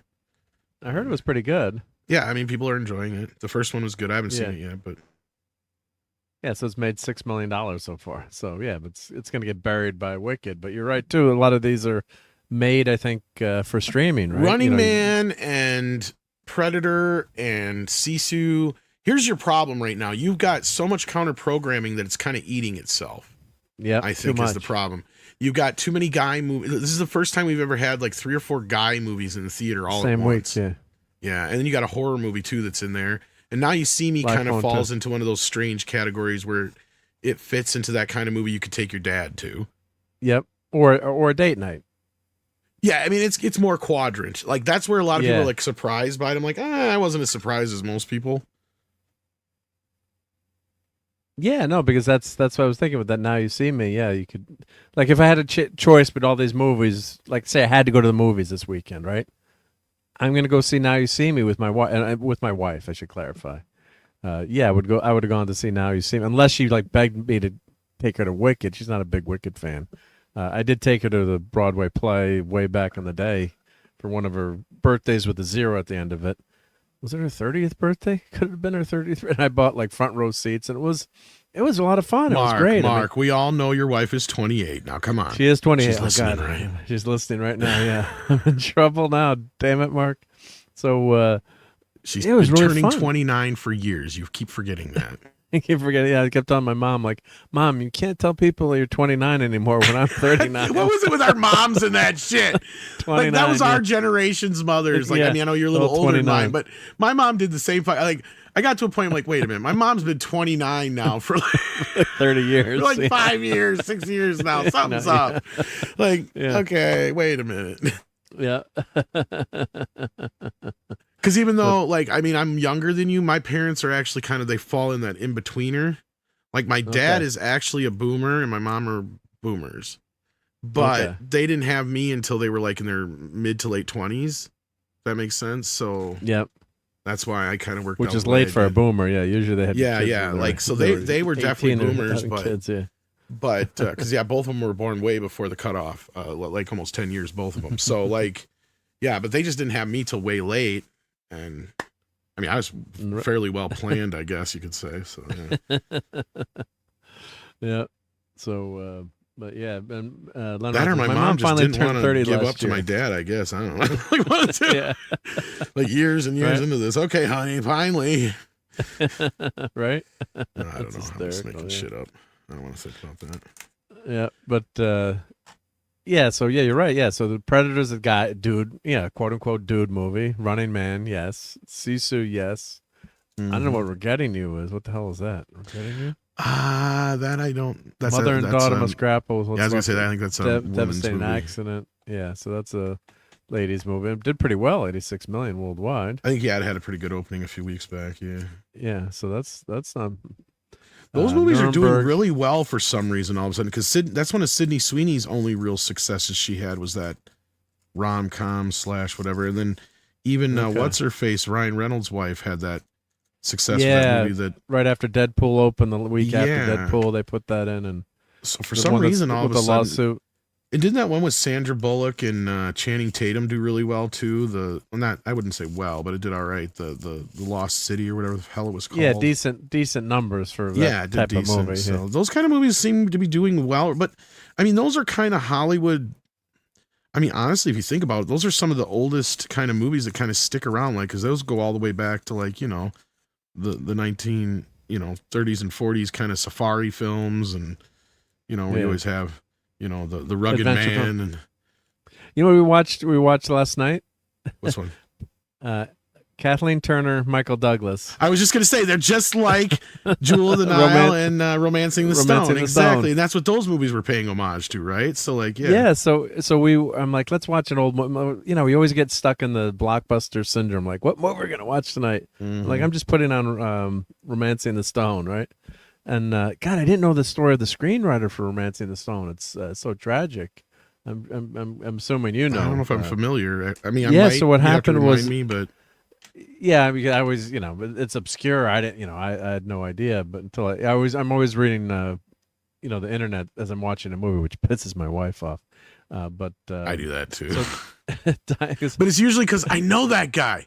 Who the fuck is that guy? Who is that? And like the third time I got, who the hell is that guy? And I'm like, finally, whoever's with me, or I'll just do it myself. Just look up the phone. Oh yeah, okay, that's who it was. Or it's not who I thought it was. Yeah.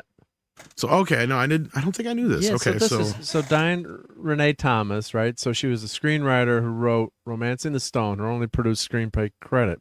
She was originally hired to write the third Indiana Jones film, completing the first draft set in a haunted house before Lucas and Spielberg decided on a different approach. Early promotional materials for the 1989 film always credited Thomas as the co-writer.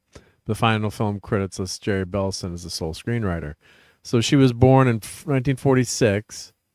She was a waitress, and then got her big break with this movie. So she wrote short sketches, performed with several acting groups. She enrolled in a graduate school studying clinical psychology. While writing *Romancing the Stone*, it's tragic. So she was a cocktail waitress at a cantina on the PCH. John Hill, a screenwriter and friend of Thomas, has read the script, so she had kind of an in, but she's working as a waitress, right? Like all people. Called his agent, praising the spec script. A year later, they presented the script to major studios, including Columbia Pictures, which purchased the script. And then they suggested they work with Michael Douglas. So he wanted something different from One of the Cuckoo's Nest or the China Syndrome. So just skipping ahead. So we phoned Zemeckis wanting him to direct the film, having admired Used Cars, that's one of Clobber Time's favorite movies, Used Cars. He loved that movie. Yeah, this stuff I kind of knew. Yeah. So she pitched the story. So all right, anyway, so she sold the script for $250,000. Nice. So sold it, right? We'll get into the chase, and then so her career started to take off as a writer. She was hired by Spielberg, right, to write for Amblin, right? So when they made Jewel of the Nile, Kathleen Turner, who, for you youngins, she was, one of the sexy, smoldering stars of the 80s. Really had some hot movies, and she was gorgeous and that deep voice, kind of like a Demi Moore voice.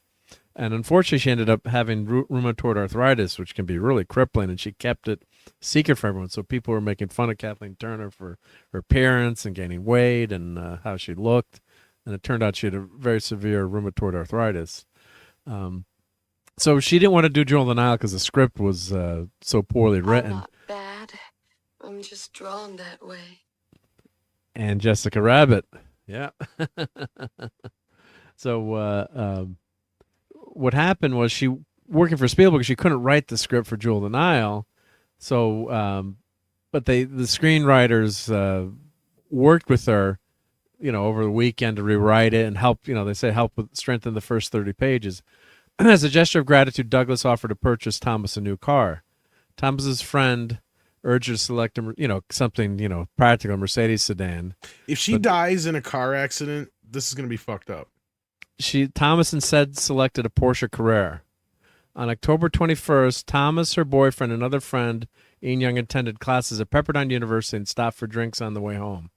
The group was traveling in Thomas's new Porsche Carrera when the car, traveling about 80 miles an hour, spun around on the PCH and struck a telephone pole.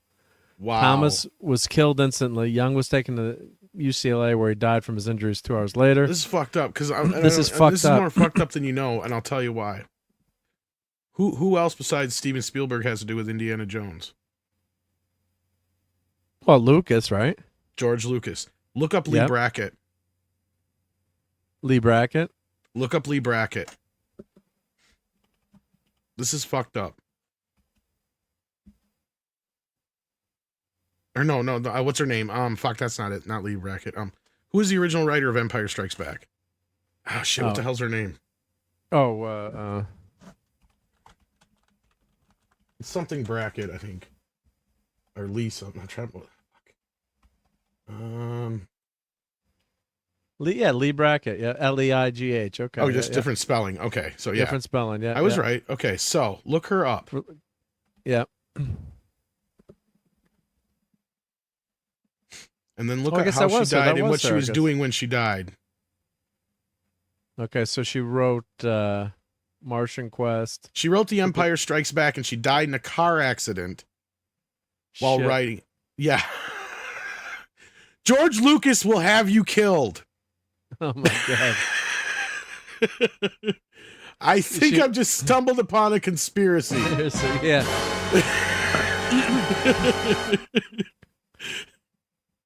Oh, no. I'm not trying to laugh about death. I thought she died in a car crash. Yeah. Brackett married another son. She moved to Edmund Hamill died of Brackett. No, they're saying she died of cancer at age 62. Oh, it was cancer. I thought she died way earlier. Nope. So no conspiracy theory there. Yeah. I thought she died while they were making the movie, so she couldn't do the rewrite. What the fuck? No, I guess for 30 years, their screenplay only been read at Jack's Williamson Special Collections Library, right? It's officially published in 2016. In the draft, there's a love triangle between Luke, Leia, and Han Solo. I thought she died during the making. Okay, I'm wrong. Unless I got it crossed over with the story you just told me, maybe. Maybe crossed it over. Luke is a hidden sister, yep. And Luke's father is still a distinct character from Darth Vader. Wow.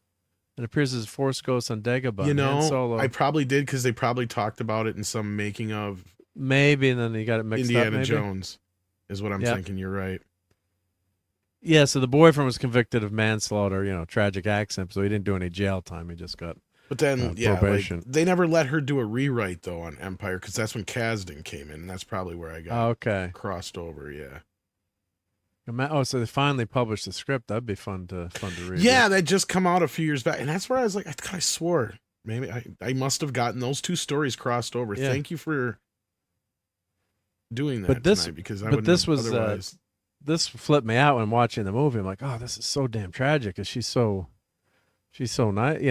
This movie was so good. Romancing the Stone, and anyone like that, yeah, dying, age 40 or so young, and your career is just starting to take off, and and then I wonder how Douglas felt too. I mean, was that Michael Douglas or was that Douglas the producer? I wonder.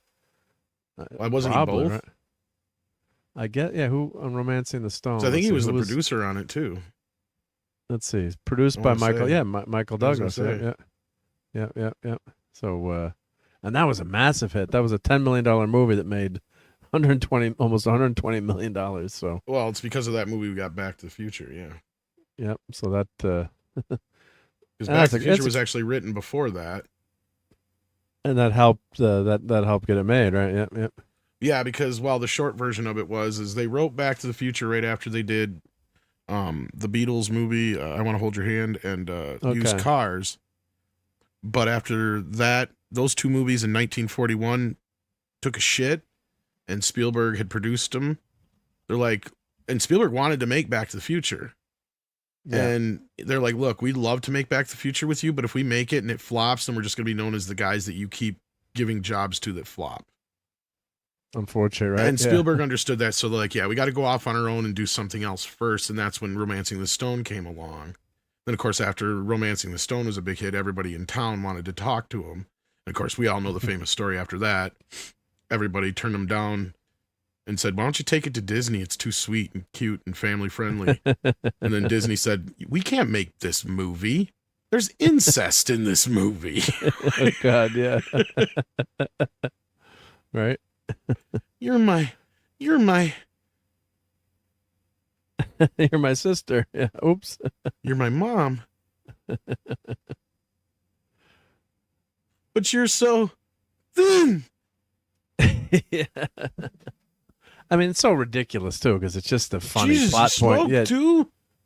you smoked too. Yeah. Sorry, I just watched Back to the Future like 3 weeks ago, 4 weeks. Well, more like a month ago now, but yeah. Did you were you wearing your life vest when you watched it? I was. And did you have a tab?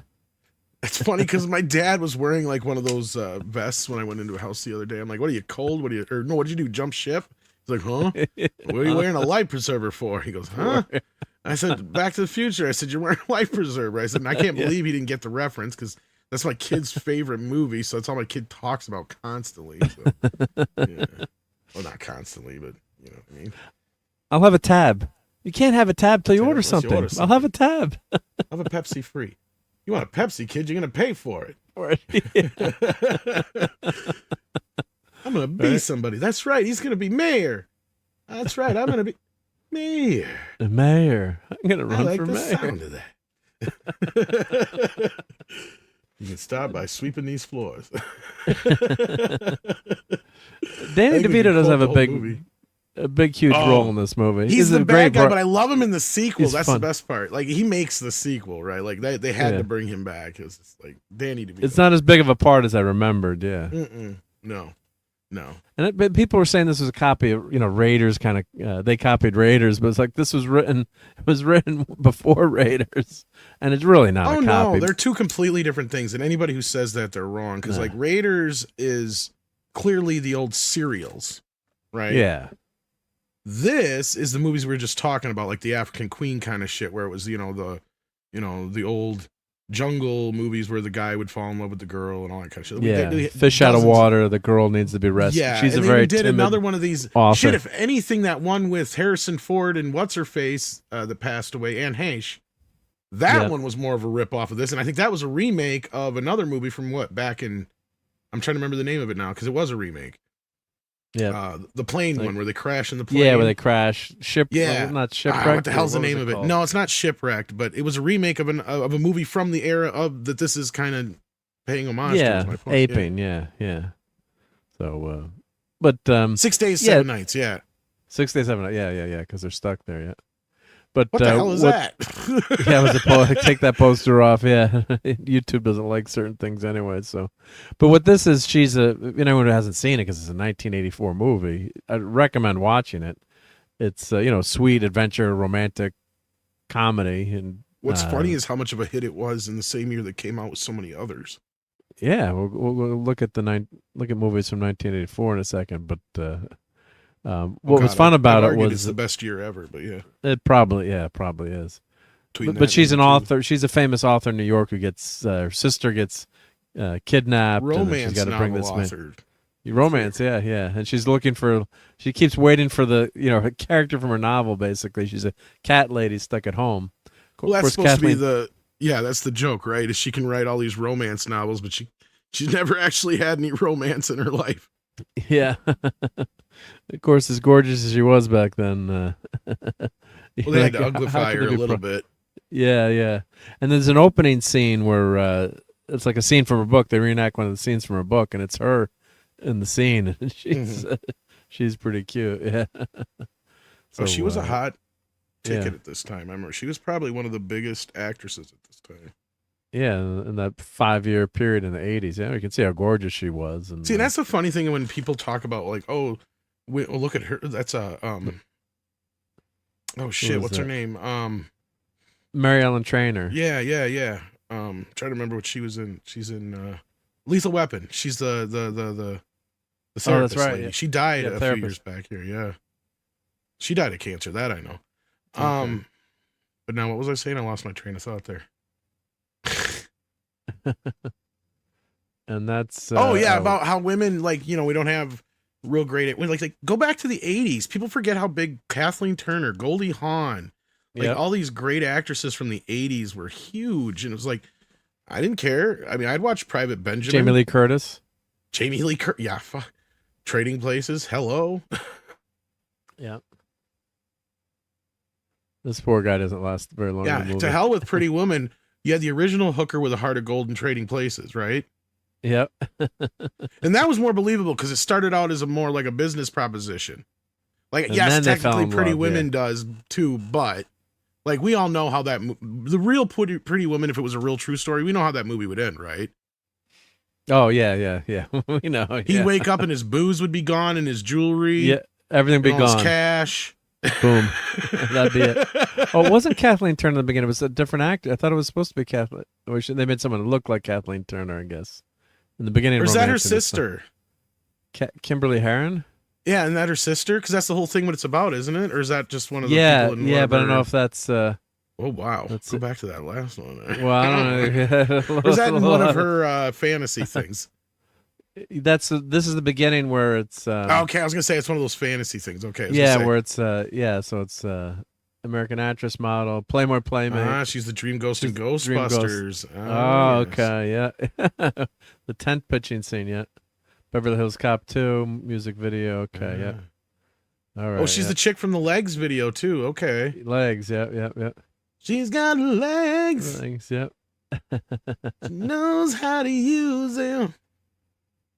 You know what's sad is that's probably ZZ Top's biggest song or some shit. You probably look it up. Yeah. So that wasn't. Surprised. I thought that was Kathleen Turner because they're not get sure us canceled. Can't get out of here canceled. No. My ratings just went up. Yeah, it's a PG movie. Your ratings also went up. That's true. Yes. Yeah. What's rising here? Yeah. It's getting a little warm in here. What do we get to watch a whole movie here? Why not? Yeah, why not? Yeah. But it's we got 200. I wanted to make sure Michael I got Douglas to those does a great job playing Kurt Russell. I mean, yeah. Oh, good. Even stole his hair. Yeah. Think about it though. Kurt Russell could have played this just as well. Yeah. And Goldie Hawn could have played that. Exactly. Oh God, can you imagine how much that would have been funny as shit? Yeah, no, that would have worked. Yeah. Well, that's the thing I know is that both of their biggest movies, I think, is Overboard, or at least that's his biggest movie. Shit, I'm trying to remember what Private Benjamin might have made more. That was a pretty. People forget how big that fucking movie was. Not only that, she got nominated for that. Nominated for an Oscar for Private Benjamin. Wow. If I remember correct. Let's check out the movies from 1984. Yeah, there's a lot. That's got to be the yearly. They go back. They go back. Got Gremlins, Nightmare on Elm Street, Ghostbusters, Indiana Jones, Karate Kid, Police Academy, Footloose. I was starting to name them before I even brought them up. Yeah. Star Trek 3, Terms of Endearment, Romancing the Stone, Splash, Purple Rain, Tightrope. Keep going. They're going to keep coming. You're going to see all these movies. Revenge of the Nerds, yeah. Revenge Bachelor of the Nerds. Party with Tom Hanks, Red Dawn. Terminator, of course, Friday the 13th, the final chapter, Conan the Destroyer, the sequel. Sudden Impact's the last. Is that the last Dirty Harry movie? No, the Deadpool is. Deadpool was the last one. It's the next to last, I believe. Oh fuck! Or no, is there another one after that? No, it might be the next to last. Yep. That's what I mean. You're gonna hit it. Well, shit, no. That was Silkwood. My memory, I can't remember names, but that was I went to see this movie with my friend who unfortunately self-deleted and deleted his mom. I'm just remembering that, as we said, Silkwood, and I remember which movie theater we went to. I'm like, I don't want to go see this. He's like, my mom wants to go see this. Well, come on, let's go. I'm like, oh shit. I'm just remembering that. And Last Starfighter, 70s rock fan, everyone is doing that tomorrow. I'm gonna try to make the panel if I can. Yep, so he's doing The Last Starfighter. So I Places in the Heart. What's that one? That opened in very few theaters, but made some bank. That was. It sounds familiar. I'm trying to place it. Oh, okay. I recognize the poster. Yeah, that was Sally Field. I was going to say Sally Field, and Sally Field. Yeah. Oh yeah, Sally Field is in that one. Yeah. Yeah, 28 million. You know, of course, these grosses look small, but I mean, it's just domestic. I was gonna say, compare it to Ghostbusters and Indiana Jones, yeah, but those were big, huge fucking movies this year. But the Terminator only made $34 million. Yeah, people forget how small that movie was. It was a small made most movie, of its. It did so well on cable and video. Yeah, that was the thing. Scarface, 25. None of these movies are Cannonball Run 2, though. Yeah, they're not even a patch on Cannonball Run 2. For sure. City Muppets Heat. Take Manhattan. That's with is that Stallone and Scarface must be a re-release because Scarface came out in like 81, I thought.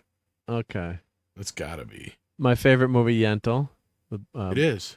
Barbara Streisand. 16 Candles. Look at 16 Candles. The influence that had only 23. Now, of course, this could be the year, so it's not the total gross. You know, if the movie was half and half. There's something like that. Yeah. See, some of these are goofy because they did the box office different back then. Yeah, so you guys got to keep that in mind too. Yeah, yeah. So because like the Superman movies are fucked up because they didn't keep track, or the studio didn't do the international like they do the domestic now. So like Superman 2 looks like it didn't make any money when it was really one of the biggest movies of that year, right? Yeah. So like because they just have the domestic gross for it or whatever. Top Secret, one of the great airplane-esque movies of all time. Yep. Hot Dog the movie. Stone made more than Top Secret, really? Yep. Hot Dog. Wow. We're doing this on. I got to tell Nick we have to do this for the winter this year. Hot Dog the movie. I've seen that. I know I've seen the parody or that. Like, it's great. Hot Dog the movie South is Park so great and stuff. But like, yeah. Hot Dog the movie is so great. And I think there's a deleted scene, and I think there was a scene in the movie that they cut out and never put on the video version of a certain lady undressing. Oh, yeah. I'm like. I remember the scene in the movie theater. That was with my buddy who self-deleted that night with Mike. I'm just remembering these things. And one of the guys couldn't get in because it was a rated R movie, and they wouldn't take his idea, so he had to like wait until like someone would agree to like get him into the movie. Oh, gotcha. One of those deals. It's kind of stupid because they were supposed to let him in as long as he had somebody who was 17 with them. Like that's usually he was trying to use a free. He had like a free coupon to get in. Oh. And so once he used the coupon, like they didn't give a shit as long as you were paying.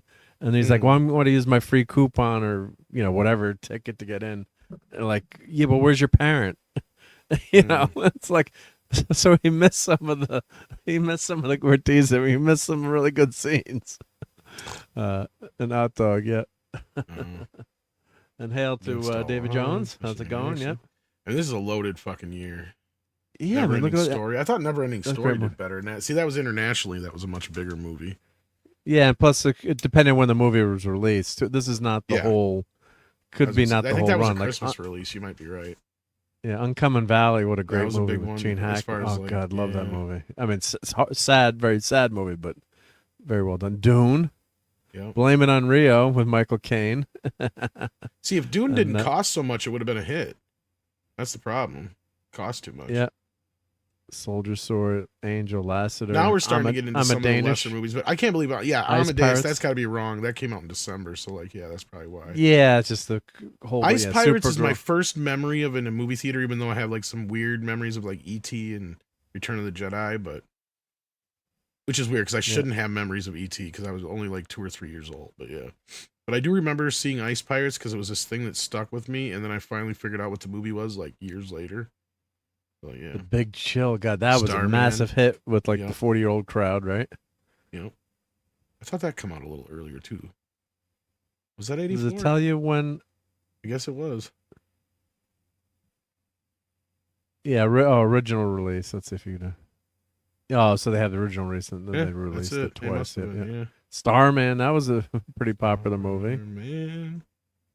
Dreamscape, The Cotton Club. See, I remember seeing Pinocchio in the theater too. Yeah, it's a re-release. Yep, I remember that. Bring him back. Yep. And Tank. This is with what's his face?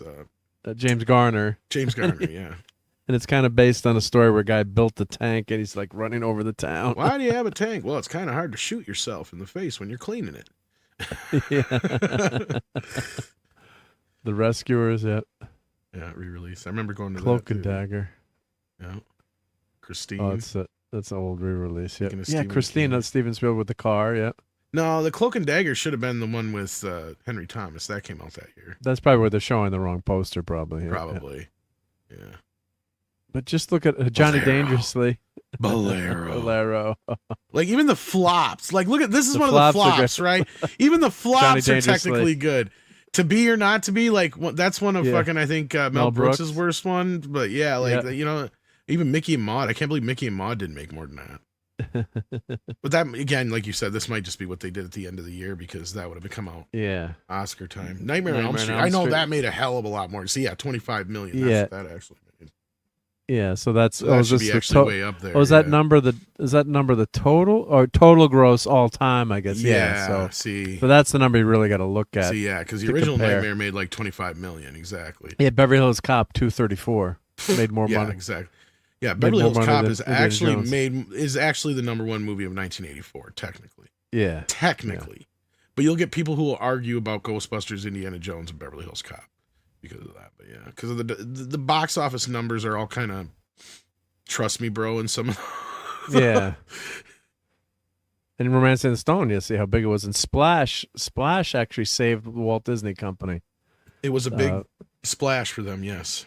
Yeah, so this is when they'd gone into live action, and that was not just live action because they'd always done live action, but this was like adult release, live action. Yeah. So what did they call their movie wing back then? What did they rename it? This was Touchstone. Touchstone, yeah, Touchstone. Yeah, and it was what's his face? Katzenberg. That was Katzenberg. Yeah. So this movie, because Disney at this point was, I believe it was their first PG-13 movie as well. Yeah, was flirting at bankruptcy there. Yep. Oh, Teacher in Moscow and the Hudson. Yeah, Moscow and the Hudson with Robin Williams. Yep. Yeah, because Black Cauldron was gonna kill him. And I think that came out this year too, because they spent so much fucking money on that movie. Yeah. So that movie really, people were talking about Disney going bankrupt at this point. Yeah, because Katzenberg wanted The Dark Crystal to be dark, and the movies they had come out at this point, other than Splash, hadn't done well. The Great Mouse Detective didn't do well.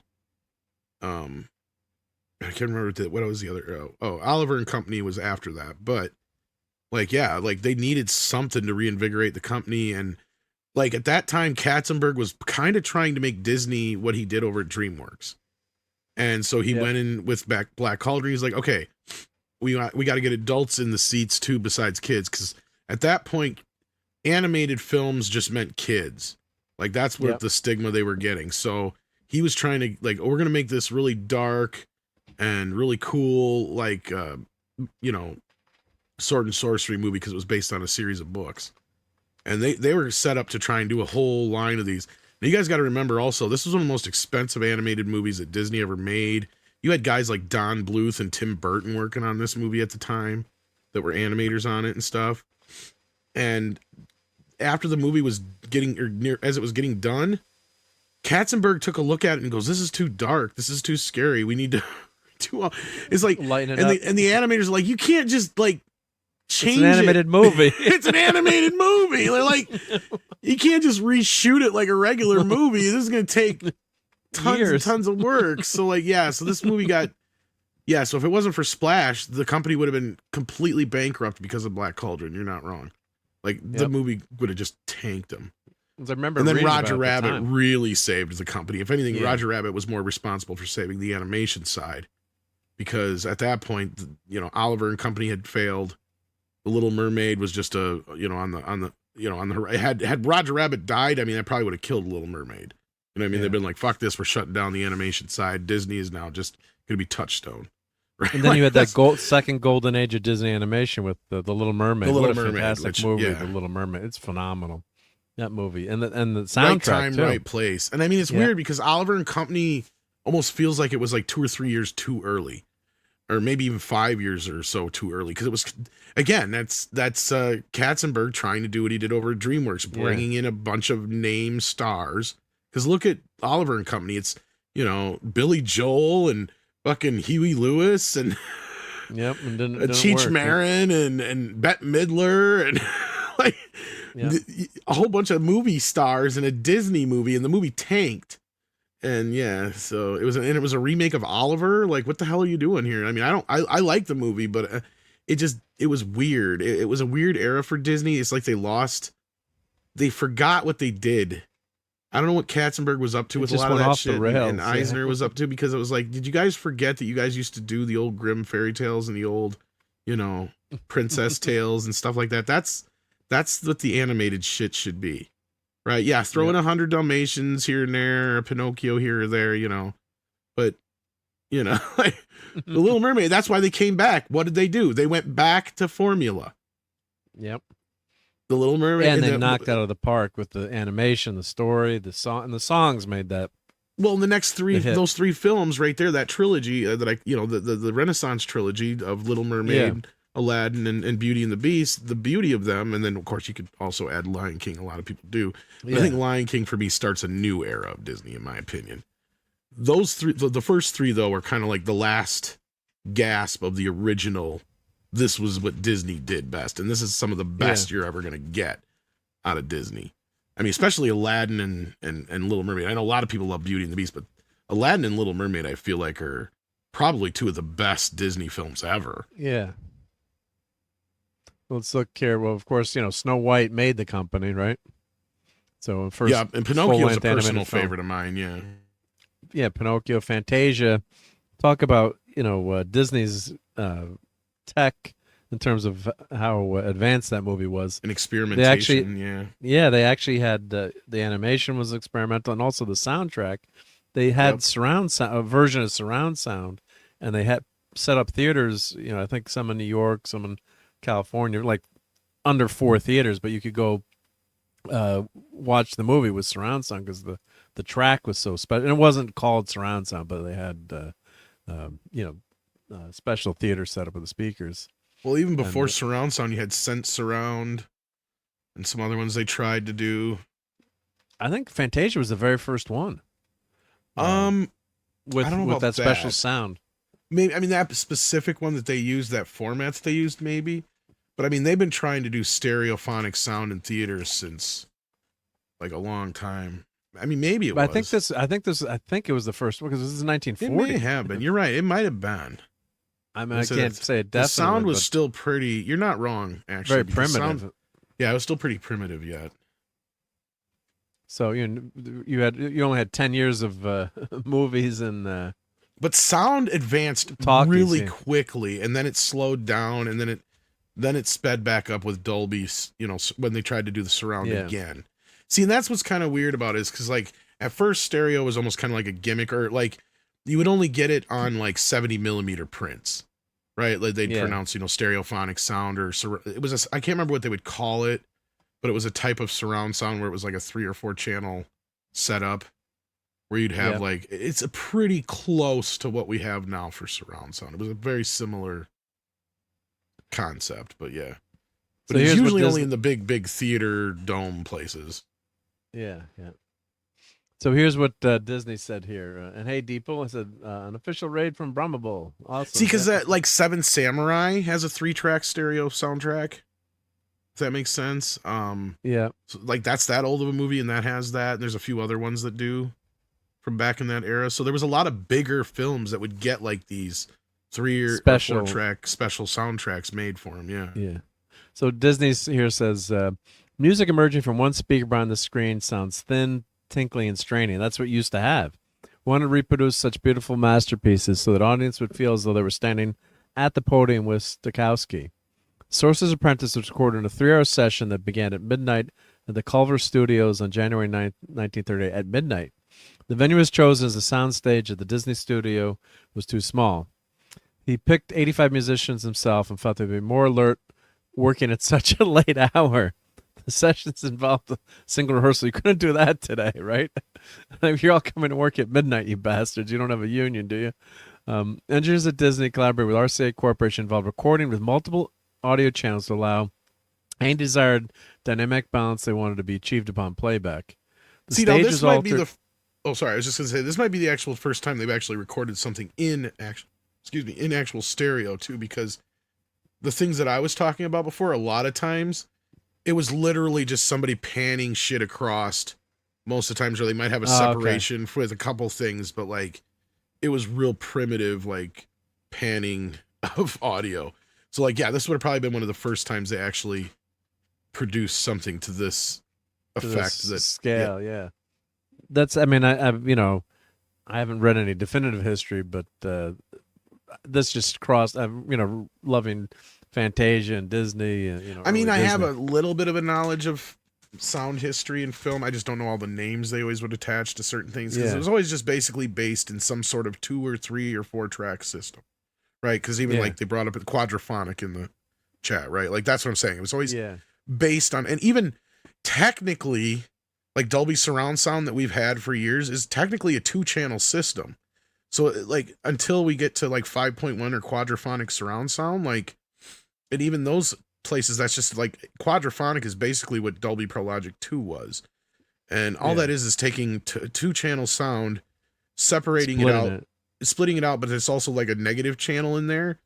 And with that, that's not what it's called, though. I'm trying to think of what it's called, the actual terminology for it. But it's a channel that you don't hear. It's a part of the sound that we don't hear in the actual audio mix itself.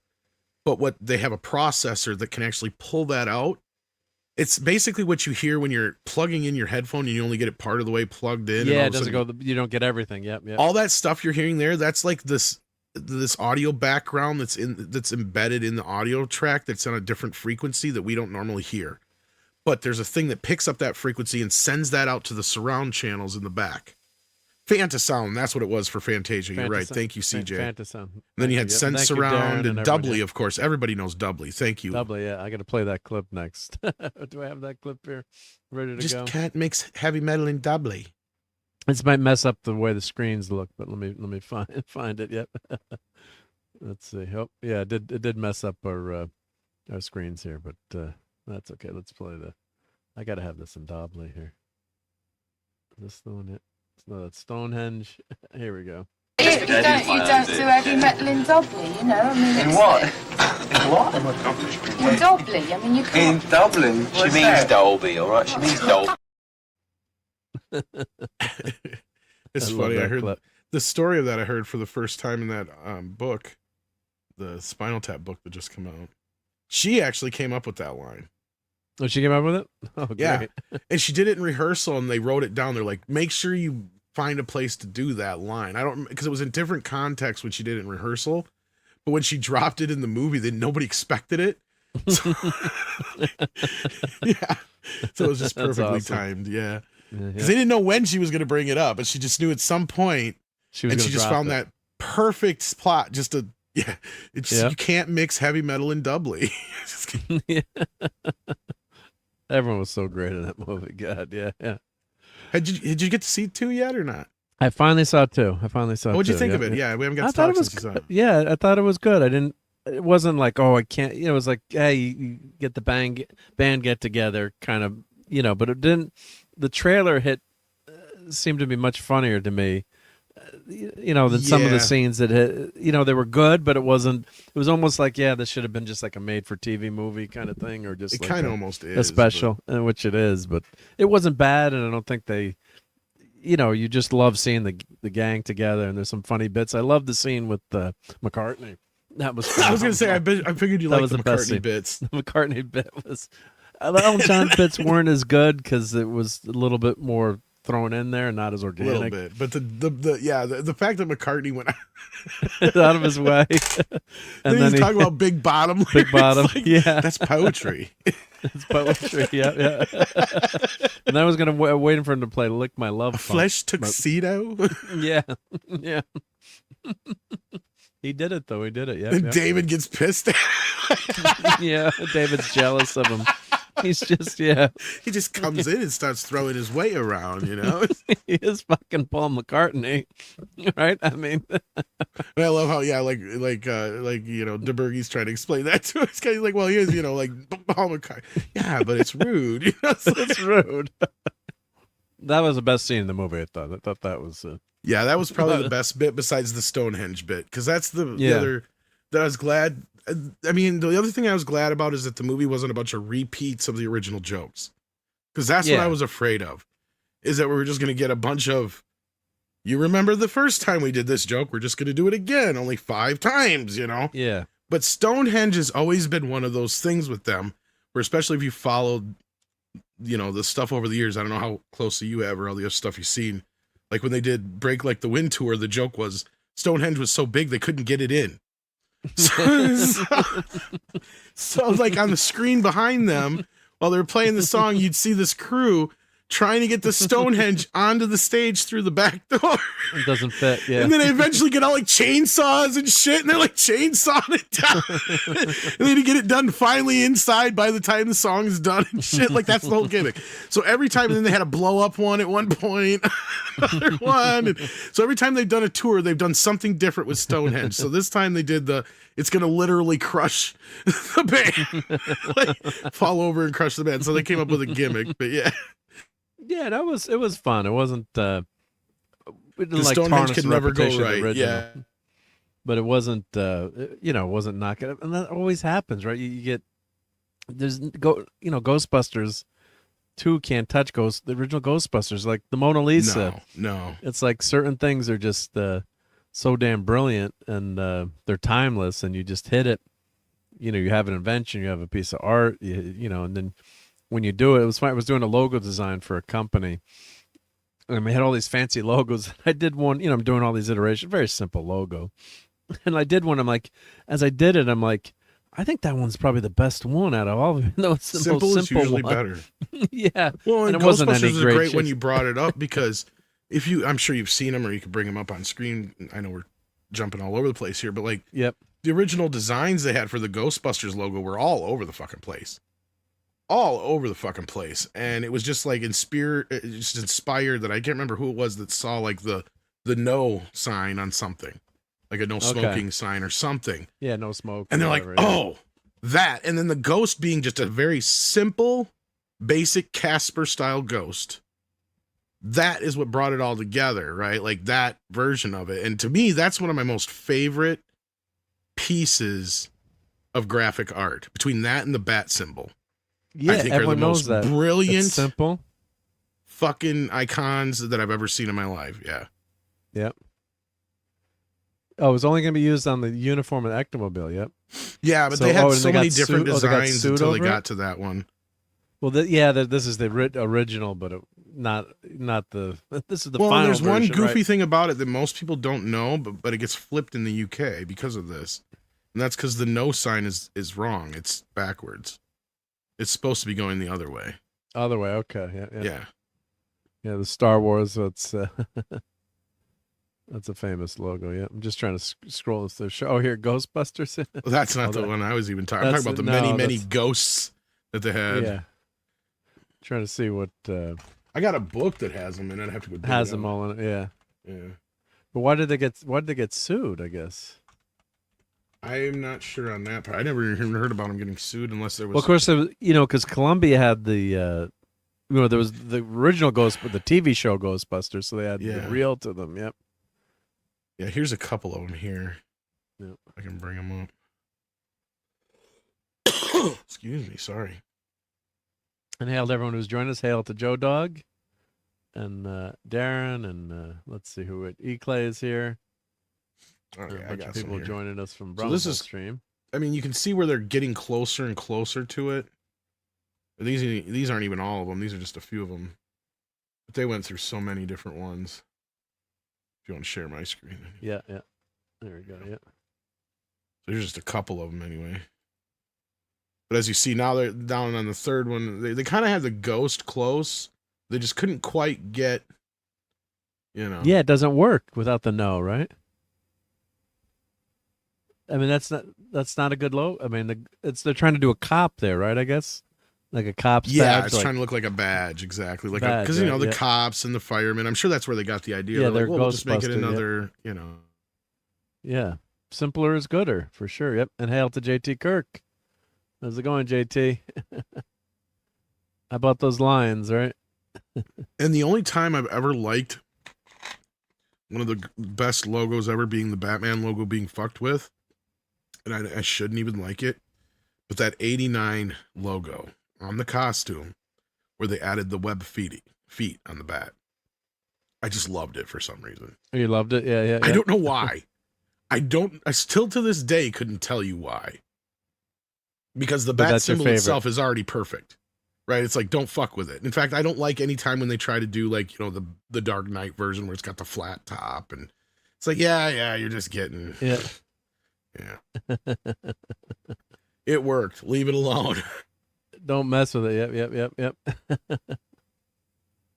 Oh, and I love how it has such a really kind of like the history to where it got where it was. I mean, there wasn't too much variance on it to get there. Kind of like Superman, there was a lot more variance, right? Like you go from just a simple S in a shield we just saw, to where it got to the triangle, But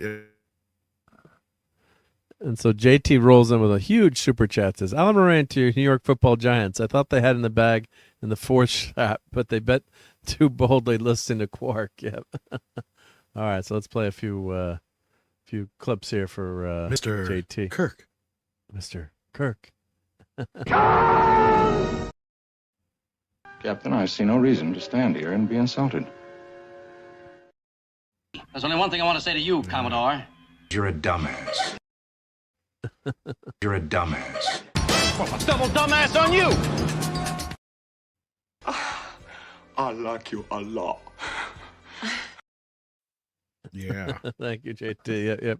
Yeah, I thought that, and as a Giants fan, sports ball for a couple seconds here, they were playing the Lions today. Like, the Giants season is toast, so you want your team to lose every game, because you want the better draft picks. So the Giants were perfect today. Like, they went to overtime but still lost. So they looked good all day but lost the game. So it's like perfect for the draft picks. You know, it's like there's no point at this point in the season to win anything. But thank you so much for that, JT Kirk. Much appreciated. And we did have a question here from Joe Dog. What's your comic book crush? And he says Donna Troy. Someone said Firestar on animated. Yeah, I agree with who mentioned Firestar. That was CJ. Yeah, Firestar. Ooh, I got some Firestar figures. Look wise, probably like Mary Jane or somebody along those lines. But I mean, gosh, I don't know. Yeah, well, Mary Jane, especially as she's drawn later on, and maybe Sue Storm is probably the best example of a good. She's always drawn gorgeous, yeah. Well, not just that, but her and Reed, I mean, at least from my memory, I don't know if they've ever had any real, like you got a good relationship and all that kind of business. So. Yeah, they pretty much stray, right? Don't go into any, like, what's happening with Mr. Fantastic and Mrs. Fantastic. Yeah, I mean, they always seem to have a pretty good thing going for them. I just say that now because somebody will come up, wow, in fact, in 2003, Sue Storm had a torrid affair with Wolverine, and they had a baby, and like that. I don't know, because they do weird shit all the time in comics now. I mean, we used to kind of joke about some of the soap opera-esque elements of them when we were younger, right? But I mean, now it's almost like these things are going to make you gay, okay? Like, And hail to Admiral Teague. Hey, Admiral.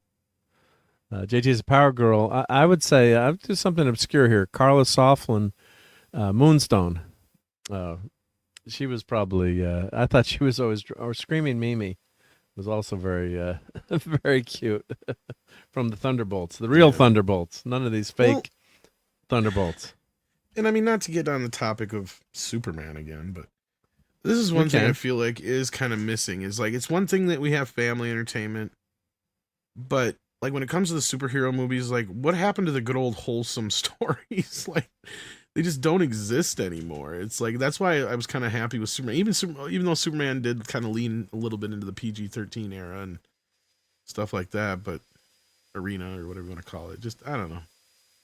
Where are some of these more family-friendly-esque superhero stories where there's really good, clear-cut, good and bad? You know, kind of going off of the Wicked thing we were talking about earlier too, right? With, you know, everybody's an anti-hero, or even the heroes are horrible. And, you know, just sometimes we need the big blue Boy Scout to be the big blue Boy Scout. Right? So here's Carla Soflin, so you can see why I thought she was drawn pretty well. Actually, she did play a version of Carol she wasn't Carol Danvers, but of Captain Marvel at one point too. But you can see if they had drawn her this way, it would have been a lot better, than this version. So that's Carla Soflin, aka Moonstone. Yep, Kirk Busiek. God, that was a great run of comics when that series came out. The original ones. Yep. So, hello, nurse. Yep, says Keely, right? Yep. You know, I've been thinking about this, and you know, it's not fair that I pick like Mary Jane or even a Lois Lane or something like that because they're not technically superheroes, right? They don't have any superpowers. They're not. Yeah. No, so I mean, I guess if I'm gonna pick, you know, somebody, I don't know if they necessarily have a comic book. This lady here that I'm sharing down below here, she definitely has some powers. So I guess this would be my pick right here. This lady right here. This was a family-friendly show. Yeah, it was. It's not.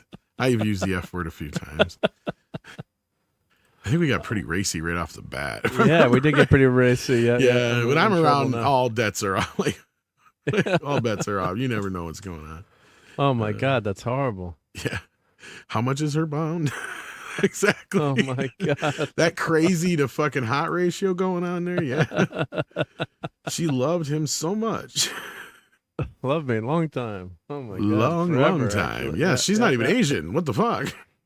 Well, who was the guy that got chop suey by his wife? Bobbitt. Yeah. Lorena Bobbitt. Lorena Bobbitt. Sounds like it was just an accident. But wasn't the guy named John Wayne too? Wasn't it John Wayne Bobbitt? John Wayne Bobbitt. Yeah. John Wayne Bobbitt. Yeah. So that's when whenever we get in a fight, like or joke like about disagreement, my dad would always say like if a couple was like not like I'm like they're out to dinner or something, they start nagging. He's like, Joe, you better sleep on your stomach tonight. I mean, look at that though. Like of all the shits that's happened in history, right? Like she cut his dick off. Yep. And we still talk about it to this day. Right? Why? Because it's never happened to anybody else that we know of. Yeah, right? Like plenty of men have probably had it chopped off. But like where their wife has actually done it. And let me tell you, a lot of men lost a lot of sleep after that happened because they're just like, holy shit. Holy shit, yeah. If that could happen to that guy. Yeah. My wife is fucking crazy. Very controversial, sirs. And I heard Teague's voice as I'm reading that. I apologize. No, well, I didn't know that it ever actually happened. Well, actually, we had... Now we're getting even more risque, but not that much more. But it was a kid in high school that allegedly was using a vacuum cleaner for just say self this pleasuring. Sounds like one of those urban legends, but yeah, go on. Yeah. So, but everyone would call the kid Hoover. So, like whenever he'd walk by, people would yell Hoover, Hoover, Hoover. And one day, like he lost and he attacked like one of the guys. There was this big not fight. where I thought the story was going, but okay. Yeah, well, allegedly, someone caught him. He was caught using a vacuum cleaner for not vacuuming, shall we say. Yep. Hey, go for a painting. Greetings from Hungary. Great to have you back to the Geekery. Hope you're doing well. Yep. And check out Gopher's painting channels, painting all kinds of cool stuff. And yep, John Wayne Bubba. Yep. Yeah, both turned into prawn stars. Yep. No one ever says Triplicate Girl. Look who she married. She married Bouncing Boy. Yeah, most people can't compete with Bouncing Boy. Yep. Well, he was good. He could bounce for a long time. Yep. Worst part, yeah, she was celebrated for instead of being. I think didn't she go to jail for that? Oh yeah, she did. But I mean, every woman in the world was like, "God damn right, girl, you go." Like, she doesn't deserve to go to prison. He does. Yeah, they tried to make her the victim in the whole thing. Remember? Yeah. Because like the whole reason was, well, what did he do to make her do that? Because like that just tells you like the biased, right? Like that it was going out of the way that the world worked. That it's like the way women are like, oh, we've always been bullshit. You chopped a guy's dick off, and they still made you the victim. Like, and we get the female perspective of that now. As Courtney joins us just at the right time. Well, I didn't want to go too deep into it because the whole accusation that stuff's classic. Yeah, I was gonna say because the accusation she made that was never proven, right? Like I don't think he even ever admitted to it or anything like that. But every woman I think has threatened to pull a bobbit. I know, right? And that's what we're kind of getting at. I don't know if you heard us. It's like of all the things that happened in our lifetime like that, like that's the one thing that kind of really stuck out. That and OJ, right? Like, nobody remembers Reagan getting shot. You ask a kid, did you know that Reagan got shot? No. When did that happen? 1981. Yeah, exactly. Let's go to the videotape. Yep. But no, everybody, you say, do you know who, John Wayne Bobbitt, Lorena Bobbitt? They're like, oh yeah. Right. No doubt about that one. Yeah, it's literally called like pulling a bobbit. That's what I mean. Like it became. Like I said, nobody else has done that. I'm sure plenty of guys have had their dick chopped off, but not by their wife. I'm sure, unfortunately. Yeah. Not in this way, like, right? Yeah, like, generally, they would probably died afterwards. Let's be real. That would never have been something I would have thought about before Lorena Bobbitt. And I'm not saying I've really thought about her. But now you do. Now you think about how it all many the time. women have threatened it probably since the beginning of time. If I catch you cheating, I will pull a bobbit on you. I bet you that's one of the first things that a cave woman threatened a caveman with the first time he caught her or caught him with one of the other cave girls going, unga bunga, cut off. And he's like, okay, oh, no. Oh, you guys are funny. Well, now that we have a musician here, why don't we finish the Fantasia bit? It's hilarious because I'm sure that was like that the first couple, like even Adam, because like whenever the first time he looked the wrong way, she's like, I will cut it off. Who are you looking at in the Garden Chop of Eden? it up. Yeah. So, Courtney, we were talking about how Fantasia, we think, was one of the first movies with like a special soundtrack or surround sound. Or, I'm not sure, but that's how we kind of got out of this business. So many times. Yeah. I can't even tell you. So I'm just trying to see if here's the Fantasound. That's what we want to talk about real they so they try to manufacture a system to create the illusion that an actual symphony orchestra is playing in the theater. Yeah. So they made the equipment so long as Disney could hold down the estimated $200,000 in costs, equivalent to $4.5 million today. It was not exactly known how to achieve their goal. Disney's engineers and RCA's investigated many ideas and tests made with various equipment setups. It led to the development of Fantasound, a pioneering stereophonic surround system, which innovated some processes widely used today, including simultaneous multi-track recording, overdubbing, and noise reduction. Now, this is back in 1940. Yeah, because that was a big issue, too, because every time you did like we were talking about earlier with opticals, every time you did like when they would do the audio mixing, like especially back in the day with like the older movies in the 30s and 40s when sound first came in, they didn't have the ability to mix things down like they do now. So when they would do a sound mix for a movie, they were doing it all in like real live time, right? So you had like the audio dialogue playing through one track while you had the sound guy handling all the sound effects, and somebody else handling the music soundtrack on the other side, and all timing it up like it all had to be timed with the optical track that the audio was on, because that was how they could do it, because there was only one shot. Otherwise, every layer you did had more and more hiss and hiss and hiss and hiss from the generation before. And once you're putting it on optical, there's even more hiss. So like movies like King Kong, they were talking about how they had it like maximized to the point where all the stuff that they could throw in there, you know, he had all these guys doing this mix down to this main soundtrack, right? Like, so like, it was just insane how they used to have to do it, because they just didn't have the technology and the way to do it like they did when they finally came up with multi-track recordings and stuff like that. So like that's what this is kind of saying, is that this movie probably helped push that kind of stuff along, not just for movies, but probably for music recording too, because multi-track recording was not a big thing until what, like the 50s, 60s is when it started becoming more of a thing. And the Beatles pioneered it probably. Well, but a lot of it, because they would just come in and sing their song, right? Like, you wouldn't have a multi-track deal. It would just be like, come in, you sing your fucking song, and you're done. Yeah. Yeah, but listen to this, how they had to do this. So the illusion of sound traveling across the speakers was achieved with a device named a pan pot, which directed the predetermined movement of each audio channel with a control track. Mixing the soundtrack required 6 people to operate the various pan pots in real time, while Stokowski directed each level and pan chain, which is marked on his musical score. To monitor recording levels, Disney used oscilloscopes with color differentiation to minimize eye fatigue. To test recording equipment and speaker systems, Disney ordered 8 oscillators from newly established Hewlett-Packard Company out in California. Yep. Between the individual takes, prints, and remakes, approximately 3 million feet of sound film was used in the production of Fantasia. Almost a fifth of the film's budget was spent on its recording techniques. So they were really pioneers back then. Yeah, and they had 3 channels. Yeah, 3 house speakers placed on the left, right, and center of the auditorium. So just amazing. And yeah, so they had a road show with Fanasound. Yeah, because Stereophonic always worked well, but like they wanted to figure out a way to make it sound like it actually sounds in real life, where you have things in front of you, behind you, and to the left and right of you. And that's kind of where the beginning of surround sound kind of began. Yeah, so they I had Broadway no idea theater that long ago, and you said the musician. No, yeah, and idea any of this stuff. Yeah, they leased the theater for the year, equipped it with Fanasound, which took a week working around the clock to install.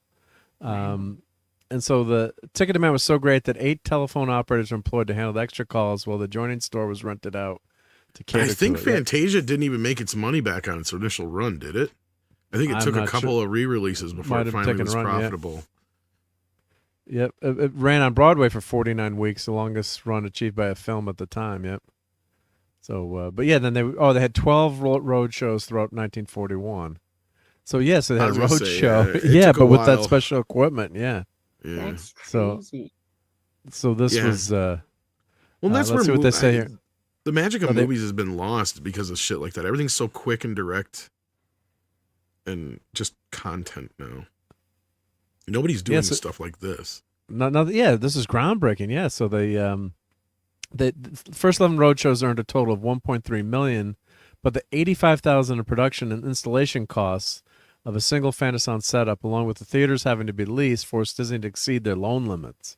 The Second World War prevented plans to release it in Europe, a source of 45% of the studio's income. Up to 88 engagements were outlined across 5 years, so it was limited too. Yep.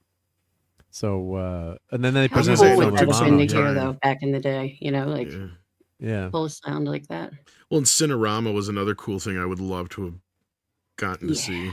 Totally. Yeah, here's what they're talking about here. Yeah, Cinerama. That's pretty wild. I didn't even know it was there. Yeah. That's another time. I'm just kidding. Because that's kind of where they took the whole like surround sound to the next level, right? And that's kind of where you have the setup we have today is kind of the basis for it anyway. Yeah. Cinerama is. So just amazing. Yeah. So it's Cinerama. What is it? 2. Yeah. 3 projectors. Yeah. And they have that at, I don't know if they still have it at Disney, but I remember seeing it at you going to some of the I think that there's only 1 or 2 left in the world. Yeah, there's not. Like when you went to the Canadian pavilion or the Mexican pavilion, like they would do, they would had some of these films. It was just huge widescreen. Well, they used to take it around on tour, like they were talking about with Fantasia here, because there was the Cinerama Dome, Okay. You could go to it, and then they would actually go and put domes up, like they would bring it to your town like the circus.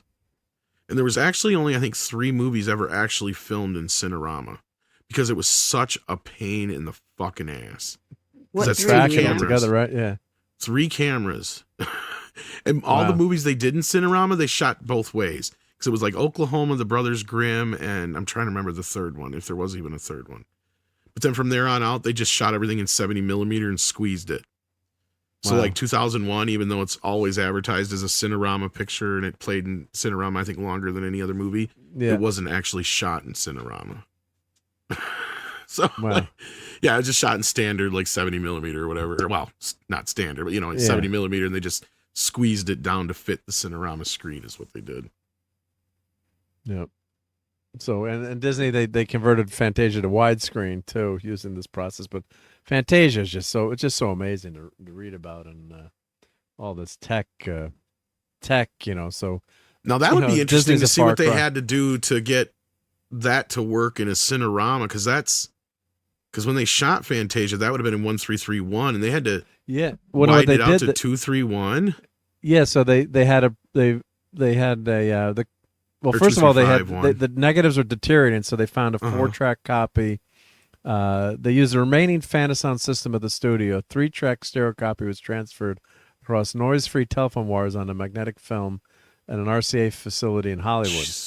This copy was used when Fantasia was reissued by Buena Vista Distribution in Superscope, a derivative of the anamorphic widescreen Cinescope format, in 1956. The projector featured an automatic control mechanism designed by Disney engineers that was coupled to a variable anamorphic lens, which allowed the picture to switch between its Academy standard aspect ratio of 1.33 to 1, which is basically like a TV television, square television, to the 2.35 to 1 in 20 seconds without a break in the film.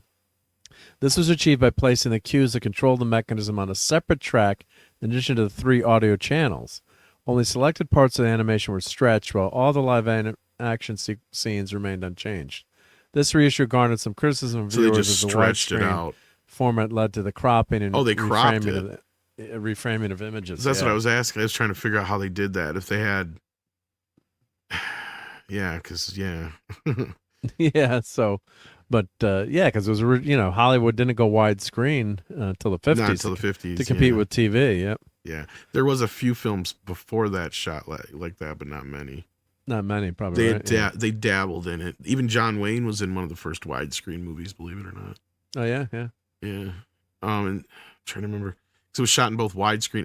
It's funny because it was a lot how Cinerama did. They shot it in both wide and standard.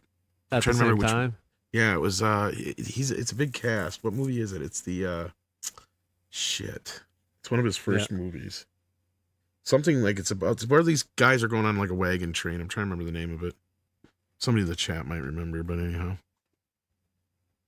But yeah, just amazing tech with Disney was, a real innovator though. I mean, it wasn't just didn't just get lucky, but there's some luck always, your business taking off, but and he was really concerned about all this stuff too. So as a filmmaker, he didn't care, let's just put it out there in mono. Who cares? Just make the most money, right?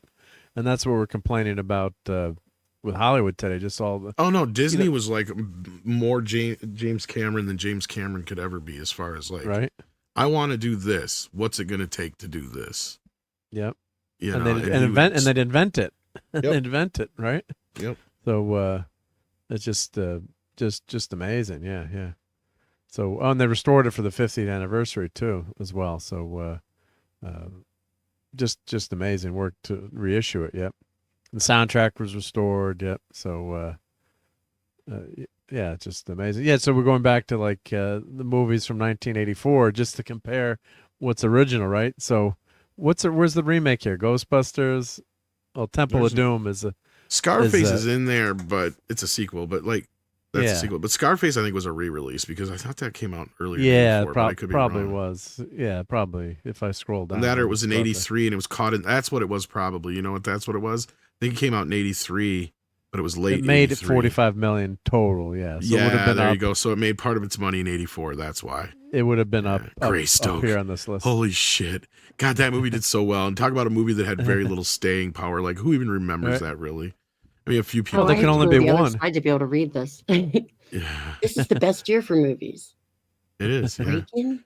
I've argued yeah, I know. I've argued this year with people because they're like, no, 82, this is 82. the best year. Like, are you kidding me? Look Like at the top 84 10. pound for pound, right? Like 84 has all the best movies. Yes. And the only two sequel, Indiana Jones, well, it's prequel, but all right, sequel. Whatever, yeah. Temple of Doom and Star Trek. Star Trek 3 is the number 8 movie. They're the only two. Trek. Police Academy. Look how much money fucking Police Academy made. $81 million. And the saddest movie ever made, Terms of Endearment. Yeah, that one too. Yeah. That was like the first Jack Nicholson. tearjerker I remember. And Romancing the Stone. I don't know if you were listening, Courtney, but Made I it watched into the that top last 10. night. Oh, you did? I watched with my Was that Kirk? my Wait, son, is that Kirk Michael Douglas? Douglas. Michael Douglas, yeah. Kirk Douglas. Well, in a way, Kirk Douglas was there. Some of his DNA was there, right? Yeah. Do you have? Hey, held there. So do you have Julie Nile or? Hang on, bye. Oh, we returned which in terms of what? How much it made, or no? Do you have it to watch it? Oh yeah, I do. Yeah. I got that. Yeah. Purple Rain. I got Look how much Purple we should watch Rain that. We should fucking watch that made. next. Yeah. God. 70 million, which is, and folks, $70 million back then is a lot. That's a lot of fucking too. money. All these were good movies. God, just imagine. That'd be like if Bruno Mars came out with a movie today and it made like $400-500 million. Yeah. 300 maybe, but like, yeah, that's still insane. Let's see, $70 million in 2024. Yeah, what's it Probably worth close today? to 3. A little more than 300, Inflation maybe close to 4. calculator. What? You know what? I don't know Tightrope. I do. It's the was it Nick Nolte or I'm trying to think. It's That's I think weird. it's I have Nick not Nolte. seen that one. We'll have him click on it when he comes back here. He's I'm calculating. just use values, but yeah, I'm trying to see. Yeah, use values less than. Oh, it only lets me go up to $10 million. Oh, that's a crappy. Plus, you got to factor in inflation. the ticket sales difference too. That's the other problem. Oh, Clint Eastwood is Tightrope. Oh, that's what it is. Clint Eastwood. Yeah, I was trying to remember who it was. Maybe I have. I just off the top of my head, I can't. The name 220 million. Ooh, close to 3, but not quite. Yeah, but pretty. Yeah, so it's. But once you it's a pretty factor big- in ticket differences, it probably would be closer Yeah. to 3. I bet. Yeah, and everyone is going to see this movie, right? You know, you're counting like how many tickets sold, right? Let's not even get into video sales. Yeah, so I never knew that Splash was a Disney. Yeah, technically yes. Wow. because how much did the Bob Dylan movie, not Bob Dylan, Bruce Springsteen movie make? I think it made close 20 to million? 20 million, if that. Right. Let's see. Running or no, not Running Man. What's it called? Let's see. Worldwide. Nowhere to Run or whatever the hell it was called. I think you're right. About 20. Just to compare, you know, Bruce to. I don't even remember what the fuck it was called. Someone will help us in the chat. Yeah. What the hell was it called? Yeah. Nobody remembers because nobody went to see it. No one went to see it. My wife went to see it. She thought it was depressing. She Yeah, think it's that's what you good, but said. depressing. Yeah. Yeah, it's a poor choice for film. Yeah, just to do with It's just so was it many the wrong Nebraska? levels. Deliver Me from Nowhere. Deliver from 42 Nowhere. I million. knew it was something. Yeah. Okay, so 42. Oh wow, it million. actually managed to muster that much. Total. Yep. Domestic only 22, but I mean, you consider. I'm not Yeah. a Bruce. I'm not a fan of his music. But you think about it though, it's funny you brought that up because guess what? Probably one of the number one songs were in 1984. Born in the USA, right? I think so. Probably, Pretty right? sure. Oh yeah, I'm sure. I'm pretty sure that's the year it came out. Yeah. What's the next 84 movie that are going to remake? Predictions. Oh, good question. Oh, we keep going. There's a lot more to go here. We've only been kind of hovering around the tops. Yeah, Got Breakin'. Look how much fucking Breakin' made. And the sequel came out this year, too. Breakin' is so good though. Come on. Breakin' 2 came out this year, too. Boogaloo. Same year, both movies came out. Yep. They're like, fuck it, we're tossing another one. And Rappin' came out the year after. Yeah. We covered those on a 70s channel. Yeah. I remember you guys. Well, talking Red about Dawn's that. been remade, right?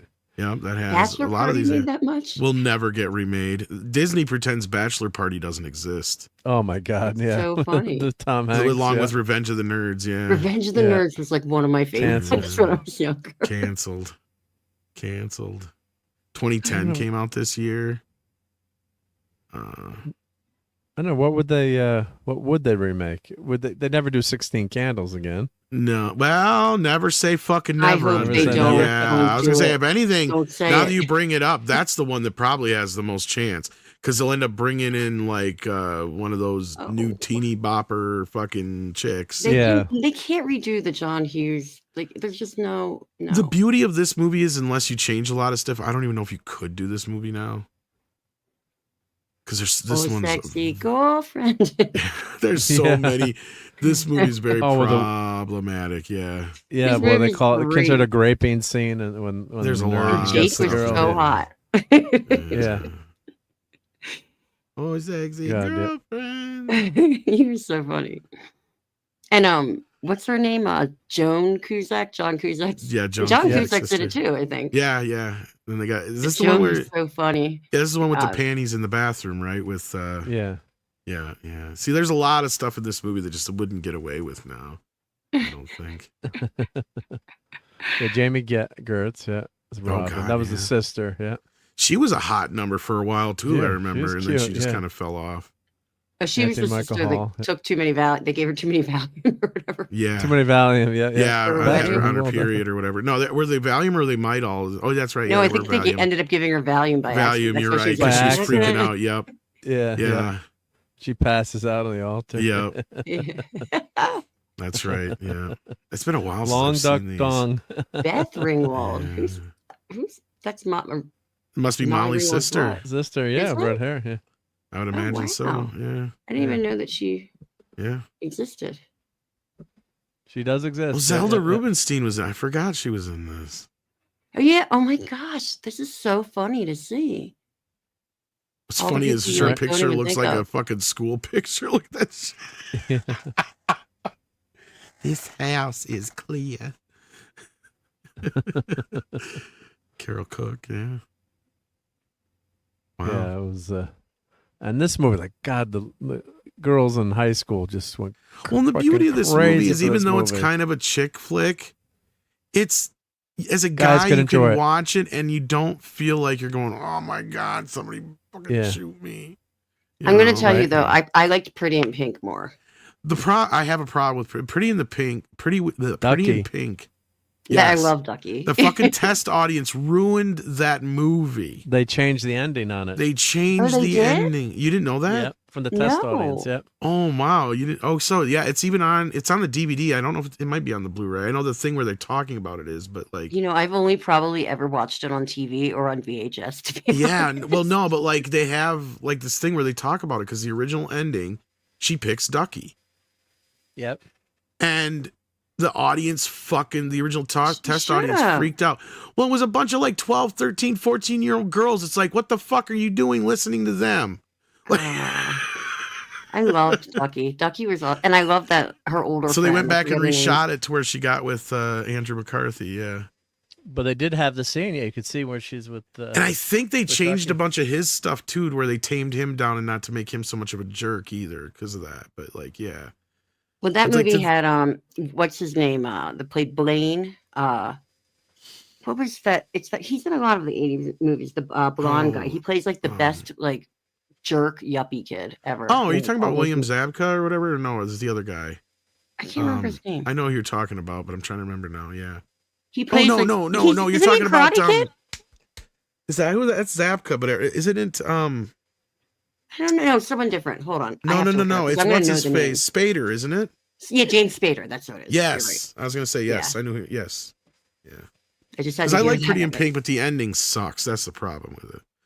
Like Brian Hepburn says, "No more Yankee, my wanky. The donger need food." It's like the best like one-liners in that. And E. Clay's like, "Yeah, you're on a computer. Damn it, look it up." I know, right? Leave me alone. I like to be able to do it myself. My brain used to be good. Maybe it could be good again.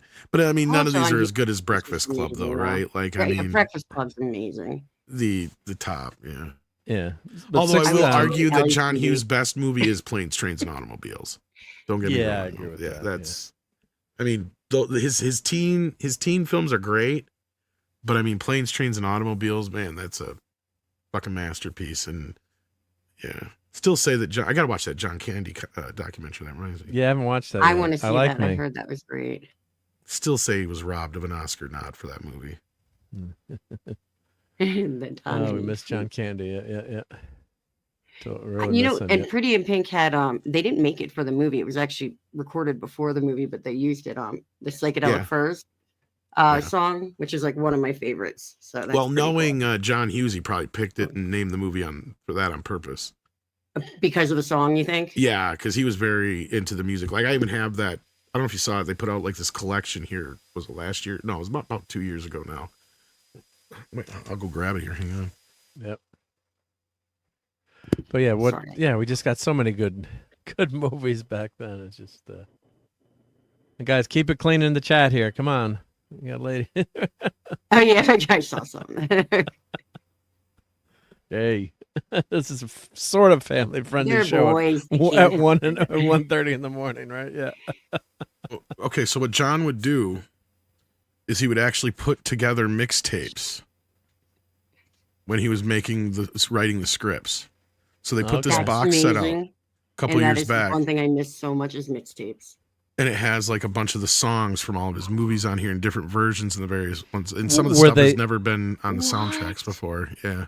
But are they the movies that are the songs that while he was making the movie, or those are actually the soundtracks It's kind of like a mixture. Like majority of the music that he had in his movies was music that already existed. That was kind of the point I was getting at. Yeah. So like the only difference would be like Holiday Road was written directly for Vacation. So it was like Dan.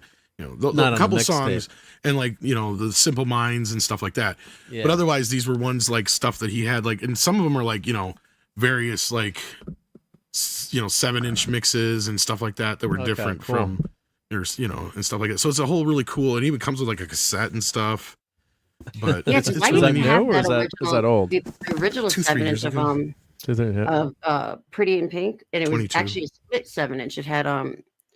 It had Pretty in Pink by the Psychedelic Furs on one side, and then on the other side was Another Girl, Another Planet by The Only Ones. And it was like they were like two of my favorite songs at the time. Yeah, so this has got like it only has one cassette with like some of the best stuff on there, like all the big stuff like Simple Minds and Psychedelic Furs and Oingo Boingo and Yellow and all that kind of stuff. But I mean, Yellow, there's a good example of a song. Like, oh yeah, there's a good example of a type of song that already existed before, and he just brought it. Because that was the thing, is he was into a lot of music. I got it from Amazon. I think I ordered it. Really? I really want to check out everything that's on there. I don't know how much it costs now, but at the time I got it, I think it was like 60, 70 bucks. You could probably stream. I'm guessing maybe you could stream it, not always, but depends on who's got the might be able to, or if you want to be lazy. But like it's got like even like these cassette stickers and everything. It's really crazy. Cassettes are back, right? You can buy Walkmans on the. And I don't have the CDs Amazon in here. I must have put the CDs somewhere else. You can buy Walkmans. Yeah, they're selling Walkmans on Amazon. 7-inch single. That's cool. Of Beat City and I'm Afraid. So, and then here's the cassette. Life Moves Pretty Fast. But and then the CD set I must have put somewhere else. But I would love to have that. That is so cool. Yeah, I don't know what it goes for now. I don't know. I don't think they sold out of them or anything like that. So, I mean, it's a pretty nice set though. It's got a lot of cool shit in it. Take care, Donnie's gonna go, but I think we're gonna do. Hey, Donnie. If you can stick around, I think we're gonna do the giveaway pretty soon. But I know you might have to go to bed. But we're gonna give away a turkey pretty soon too. Yeah. We're going to give away a turkey prize, or maybe do a couple. We're going to give away a frozen turkey. You heard it here, frozen folks. Turkey, yeah, catch, right? Yeah, catch. So David Jones is listing all the here. Yep, Lady Gaga. Yep. So here's the hype sticker. This is what the hype sticker says. This 4-CD box set deluxe, the first official compilation of music from the movies of John Hughes, 1983 to 89, curated by John Hughes music supervisor Tarkan Koch. Music was a huge part of the filmmaking for him. It was the thing he seemed to like the most, says Matthew Broderick. Very cool. 74 tracks from the movies, including a 7-inch single and a mixtape. And an extensive that's booklet always, including memories from Matthew Broderick. that's always fun to do is reviews of like soundtracks and stuff. Mm-hmm. Life moves pretty fast. That's what's and called. that's why the that helps those movies be works to make those movies popular and successful. Is the battery's running down. Sweet. Sweet. It's like a disco. Oh, I just realized that we're watching something on Marc's thing. It's not his avatar. Oh my god. Can't hear That's him. Marc. Yeah. He's turned into a pie. Oh, that's so neat. Yeah, so that's the turkey prize. Here, I'll show it again. But yeah, so why don't we Whipped do cream, the, engage. Hope you're so not dropping cool. that turkey from a helicopter. Yep. It's amazing. The corn looks really cool. Yep. American Fire views cranberries. 7-inch singles are CJ's asking. Americans don't use RPMs for vinyl. Well, you have 78s or 45s or 33.5. Yep. So what speed is that 7-inch vinyl at? Oh, usually our 45. singles are 45s. Well, that's technically what we would call them as 45s. Yeah. 45s. Okay. All right. We call them singles or 7 inches or 45s usually. Yeah. Yeah. 7 those are inches. usually better. Yeah, they're better quality than. Well, the beauty of them is because you'd buy a record and you'd listen to the singles to death, and that would always get screwed up on a record. So then when you'd buy a single, though, you get probably twice as many plays out of it because it's at 45 RPM instead of the 33. So yeah, it's using much more space. You're getting much crisper, better sound. Kind of like when the old folks will get this one. The difference between watching something in SP and EP on an old VCR, right? That makes sense. Yeah. We slow it down or speed it up. Yep. Yeah. So, but all right. Well, before we do the giveaway, I'm going to talk about. Phantom Outsider says 78. I was going to say that 78, too. Yeah. 78 Not was many the other do one. 78. Even it's hard to find a player that does 78s anymore. Oh, it's tough to find. Yeah, the old players used to have them. Yeah. Yeah, I was going to say I didn't know they didn't have that. Yeah, a lot of the ones I have, like the two newer ones I have, don't have the 78. Yeah. Interesting. I think I had to get one of them that did, but I only have like 1 or 2 78s anyway, so it's kind of pointless for me. But yeah. I rarely come across them either. So I'm going to talk about Frankenstein just for a few minutes because I just watched. Yeah, and then we're go going to do for the it. giveaway. And I think I'm take going too long, but to take off on you anyway, so you can wax about this since I don't have much to say about it anyway since I've seen it. And you haven't seen it yet, yeah. So no, I mean I know a lot about Frankenstein. You know a lot about it, but yeah, it's Frankenstein for once, not Frankenstein. Yeah.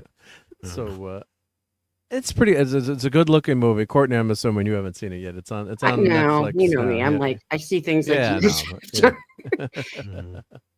yeah. But I like to. I'm interested in this. Yeah, that was gross. Sorry there, guys. Yeah, sorry about that. That was the first picture that came up. Apologize. Yep. So hey, it looks gorgeous as far as this stuff. It does look good. What they did. Of course, Frankenstein's monster. The original novel, and I read up on Mary Shelley and some of the background. Of course, they made a movie about the making of the novel or how the movie came to be. Famous with Lord Percy, and then a ghost story contest, and writers, and actually the vampire what was the name came of that out again? of that. Which the Mary Shelley movie where it was about her writing it. Yeah, I can't remember. Was that like 10 years ago or something? Or I'm trying to remember because I saw it and I've been looking for it ever since.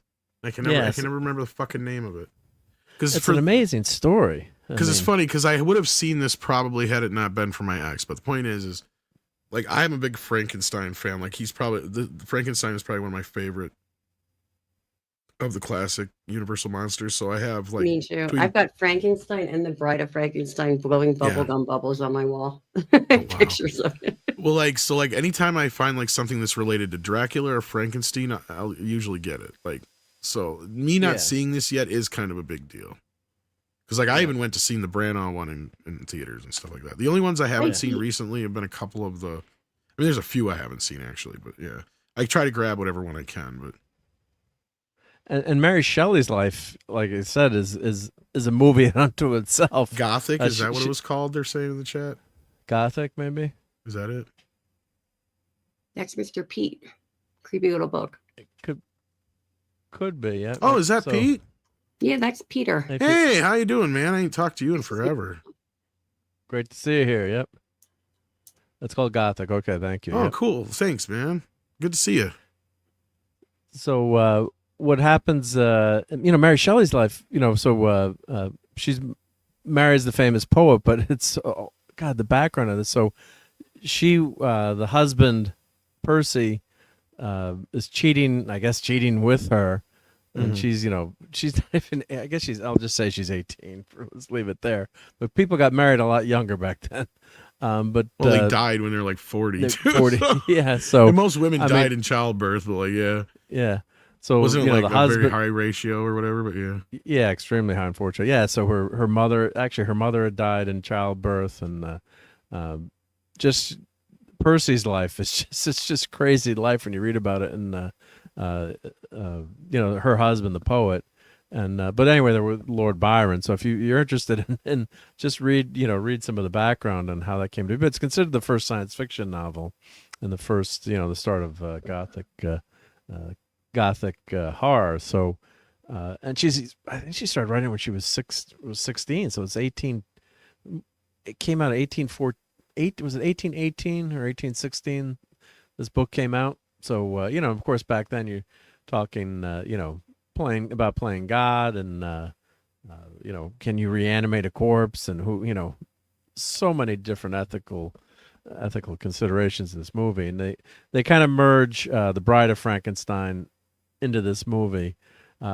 Couple of I don't want to say what bugged me, but there were a couple of plot points that really bugged me in this movie. It looks gorgeous, but the hermit with his family, in the book they just run Frankenstein off and the monster off. And what's interesting is you might not realize it because the Boris Karloff version, the monster is basically unspeaking, but he learns to read and write. He's highly intelligent, the creature in the book, which kind of throws you for a loop when you learn that. So one of the big things that the creature reads is Dante's Inferno, and he's quoting Dante's Inferno back to Frankenstein, and it's just a really totally different portrayal. So some people maybe will be kind of thrown by the creature being intelligent and speaking, but that's the way he is in the novel. So there are some major plot points that are changed. The creature in the novel kills William, Frankenstein's younger brother, seeking revenge, but they switch up a few things, we'll say. But the tone and tenor is very good, and Oscar Isaacson is he's great. Cinematography, it looks cinematography. Cool. It's kind of something you should see if you could see in the movie theater. Yeah, and, looks like it. But there's some plot points that and Tom hasn't seen it yet, so I don't want to give that away. And they're kind of like adding a relationship. It don't really bother me. I mean, it's pretty much the same story. Yeah. Yeah, but I don't want to tell you what the change that bugged. I do have to correct you on one thing though, because Bride of Frankenstein is still technically from the first book. They just split it up. Yes, they split it. And then he does talk in right. Bride of Frankenstein. They just didn't have him talk in the first part for some reason. I don't know why, but Oliver High Inferno. But he's a very he's not But yeah, he's much more intelligent than in the novel and the other versions. Yeah. So, and they're trying Mia Goth. This is William's wife or wife to be, fiance. And they kind of infer like people were telling me there was like a romance between her and the creature, and not really. She admires him and feels bad for him, but not. I didn't read that into the way it's portrayed. I think she's just more sympathetic to the creature's plight, and basically, Frankenstein in the movie and the novel the novel just completely abandons his creation and like a parent abandoning a kid. Versus in this movie where he's more, he's almost torturing him. Like, you would say he's torturing. What him actress is that? ways. That's Mia Goth. Her last name's Goth? Mia Goth, yep. Yeah, that's cool. Perfect for a Frankenstein movie. Yeah, she's gorgeous. She looked like Claire Danes back in the day for a second when I looked at her. And hail to Inferno 222. Thank you for joining us. Yep. It says hail, an interesting conversation. Well, thank you very much, and glad you joined us on Sunday Night Geekery. So yeah, so there's certain plot points that that are changing. A couple of, like, he's chasing in the novel, he chases the creature into the Arctic. In this book, in this movie, the creature is so superhumanly strong at this point. He's basically like a superhero. It's like, why is like the creature could have just ripped him to shreds, and he leaves him, but Frankenstein is stupid enough to keep chasing him to try to like figure out a way to destroy him. I'm like, wow, I would have gone 100 miles the other direction. But sometimes I look at the different plot points, and this is William, his younger brother, and they add a lot of family backstory that's not. I'm trying to remember in the novel. Like, he's a kid in the novel, isn't he? Well, William is a young kid. They show them growing up, so William is younger than Frankenstein, than Victor. But I thought he died when he was I thought the monster killed him when he was a kid, though. I can't remember how old was he when. I can't remember the age that he was when he killed him. Could be in the wrong, novel. But he does. Yeah, the creature kills William in the novel. The creation scenes are really good. So it's like, and Guillermo del Toro, this is his life's passion. He just loves the story of Frankenstein, like most people do. And I probably spent like 2 or 3 hours the other night after I watched the movie researching Mary Shelley and her life, just to read up on it, and Lord Percy and Byron. If you just read the backstory to all these people involved in with the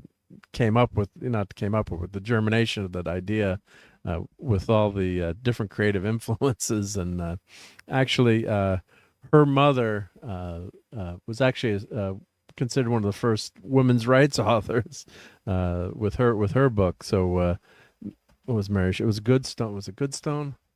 So her mother, as I'm reading this, her mother wrote a very famous book way back in the day. Yeah, Godwin. I guess Wollstonecraft. That was on the other side yet, but Mary Wollstonecraft, and she wrote a vindication of the rights of women, which is the suffragettes used in the 20s here as one of the famous novels to give women the right to vote and rights of women. So they came very academic background. So I'm probably butchering the retelling of all these different threads that go together, but really, really interesting history, which is why they could do a movie, just on her life and the creation of the creature. And the sets are amazing. One thing that people said, it was kind of too gory. I could, as far as Del Toro, I'd probably say it wasn't, based, you know what you're getting. But a couple of scenes were kind of graphic, and that's the monster. He did a very good job, I thought. And the culmination of the film, they're at the basically the encounter, expedition towards the North Pole, which that happens in the novel as well. And there's some great fight scenes and some exciting stuff that happens there. So it was an interesting movie. Some people maybe found it too graphic, but yeah, I kind of wish I would see it on this would be worth seeing on the big screen. Yeah, he's too damn good looking for Frankenstein's monster, but yeah, they make him. The makeup job is amazing in this movie. So, and the ending was well done too. I thought the way they ended the movie was it ends on a high note, and there's redemption for Frankenstein, Victor Frankenstein, which I thought was really well done. And yeah, because and at the heart of it, Frankenstein, right? He's the outsider. He's the geek, the nerd, the monster. Frankenstein's monster. The creature's never named in the novel. So yeah, he's the outcast, right? Just because of the way he looks. So he's at his nature. He says, the world has made me horrible by my. I thought his name was treatment. Herman. Herman Munster, right? Yep. You're funny. Right. So Hi, so it's just really really a deep book, and you know it's over. So how many years is it? 1840? You know, over a book that's over 200 years old, right? Still has impact today, and just influenced just so many things. So I can see what Del Toro, he wanted to make this as his passion project. Yeah, Charles Dance was good, very good in this. He's a great actor. Yeah, it's the kind of the bastard dad, right? he's a surgeon in this movie, and what the hell was that? The girl? That's a girl? Janelle Monáe? I don't remember what she played. It's French? Okay. I don't know if she played. I don't know who she played in the movie. I don't remember her character in the movie. Yeah. But Oscar Isaac, he does a great job. I don't know if there's so many damn pictures here, but it is pretty pretty graphic in some spots. But it kept my interest. You know, I didn't fall asleep watching it. So, but it's a shame where, you know, this is where you've got movies where, hey, probably should see this in movie theater. Frankenstein, not starring Pedro Pascal, right? On Netflix. On Netflix, right? Yeah. So, it's just, I guess. So, how do you judge if this movie's a success? Right, because it's basically for streaming, right? So, how do you judge the success? So, I don't know, but I guess it did pretty well for them. For them, right? Yeah. So it's in the top movies. Yeah. So, for example, in the Monster, he quotes. Yeah. He quotes Paradise Lost, and this is on the cover of the first edition. Did I request thee, Maker, from my clay to mold me man? Did I solicit thee from darkness to promote me? So I mean, he's quoting Paradise Lost in the original novel. So he's quite the interesting. They did release this in limited release. I don't know how much it did come out for a little bit, right? Yeah, Paulie said he saw it, right? Yeah, I was gonna say, so like, but the whole Happy Gilmore 2 thing, I wonder if that made him start to think about some of this stuff along with the K-pop stuff, because like we sat down and we did the fuzzy math on Happy Gilmore 2. I think we might have even done it on this show. We were talking about it, before anyway. And like you sit down and talk about how many people they claim watched it. And that doesn't include like families and stuff, right? Like that's just like single households that watched it. Yeah. And we cut that in half. We said let's just say that half those households, the numbers they gave us, each went out to buy a ticket to go see that movie. Happy Gilmore 2 would have made like $100-some million its opening weekend or more. Yeah. By the pure numbers. Like I said, you got to figure at least half those people wouldn't go see it anyway because it's not. Yeah, because they're lazy. Yeah. But I mean, and that's not even figuring in that there were a lot of families watching it and all that kind of business. It's just like, how much money is Netflix leaving on the table by not releasing their original films in theaters first? And then that just basically being an advertisement for their platform at the end of the day. Right. Wait, was Happy Gilmore 2 not in the theater? Is that what you're saying? Or no, they didn't put it in theaters. They went straight to Netflix, and it was their biggest movie ever. Really? People loved it, yeah. I'm gonna have to see that. You know what? I don't like remakes, but that movie was like late enough for me that it's okay to remake. Because it was better than it had any fucking right to be. Let's put it that way. Yeah. It was. Shouldn't have been that good. Yeah, it was fun. Yeah. But didn't they didn't even put it in the theaters for like a week or something or nothing? No, right? not that I know of. I mean, it was just straight to Netflix. Yeah. Or sometimes they'll do like a premiere, but that doesn't count. Like really. Yeah. No. Like this actually got a limited release. The K-pop thing actually did get a release. Yeah, they made. And I know they're kind of looking like. I think that's why they're hovering around Warner Brothers, which was basically the same reason that Amazon bought MGM, is so they had an actual film studio to distribute the movies through. Yeah. I do, and Bride of Frankenstein has that great scene that everyone forgets is not in Frankenstein in the first movie. But wait, with the come back! Hermit. I was gonna make espresso. And that was one of the things that pissed me off because there's a wolf attack, and they blame Frankenstein. It's like, don't you see all the dead wolves everywhere? It's like he kills like all these wolves. I say that's in the book. Yeah, I think. Yeah, that's one of the few scenes that hardly ever makes it into any of the movies from my memory too. Yeah, but they're just scared of him in the book. I think it might be in the Branagh one though. Did they have the wolf scene? That's been I'm trying to a remember. year since I saw that. Might not. Yeah. Yep. So you're saying Shelley's mother-in-law was the real monster? LOL. No, Phantom, don't give me trouble here. Although my grandmother lived in Switzerland, women in Switzerland to get the right to vote, I think 1970. And then she was talking to my grandmother one day, and my mom, she's like, "Well, I don't think women should be able to allowed to vote. That's a man's job." And you know what? I don't disagree with that because I don't want to feel bad for not voting. But my mom was like, "Angela, you can't say that. What are you talking Sure, she can. I like but she her. just said it all matter of fact, and I do not subscribe to that belief. And it get me in trouble. Yeah. I'm unaffiliated. It was pretty funny. Yeah. I have a hard time with the whole. Yeah.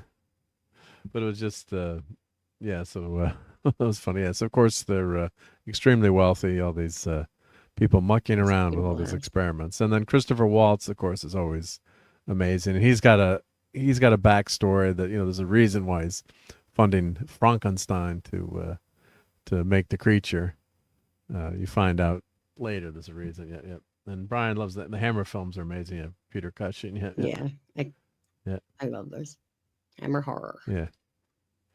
So the atmosphere, yeah, it was really good. I did like the scenes at the North Pole. That was really good too. See, they should remake all those old Hammer movies with MC Hammer.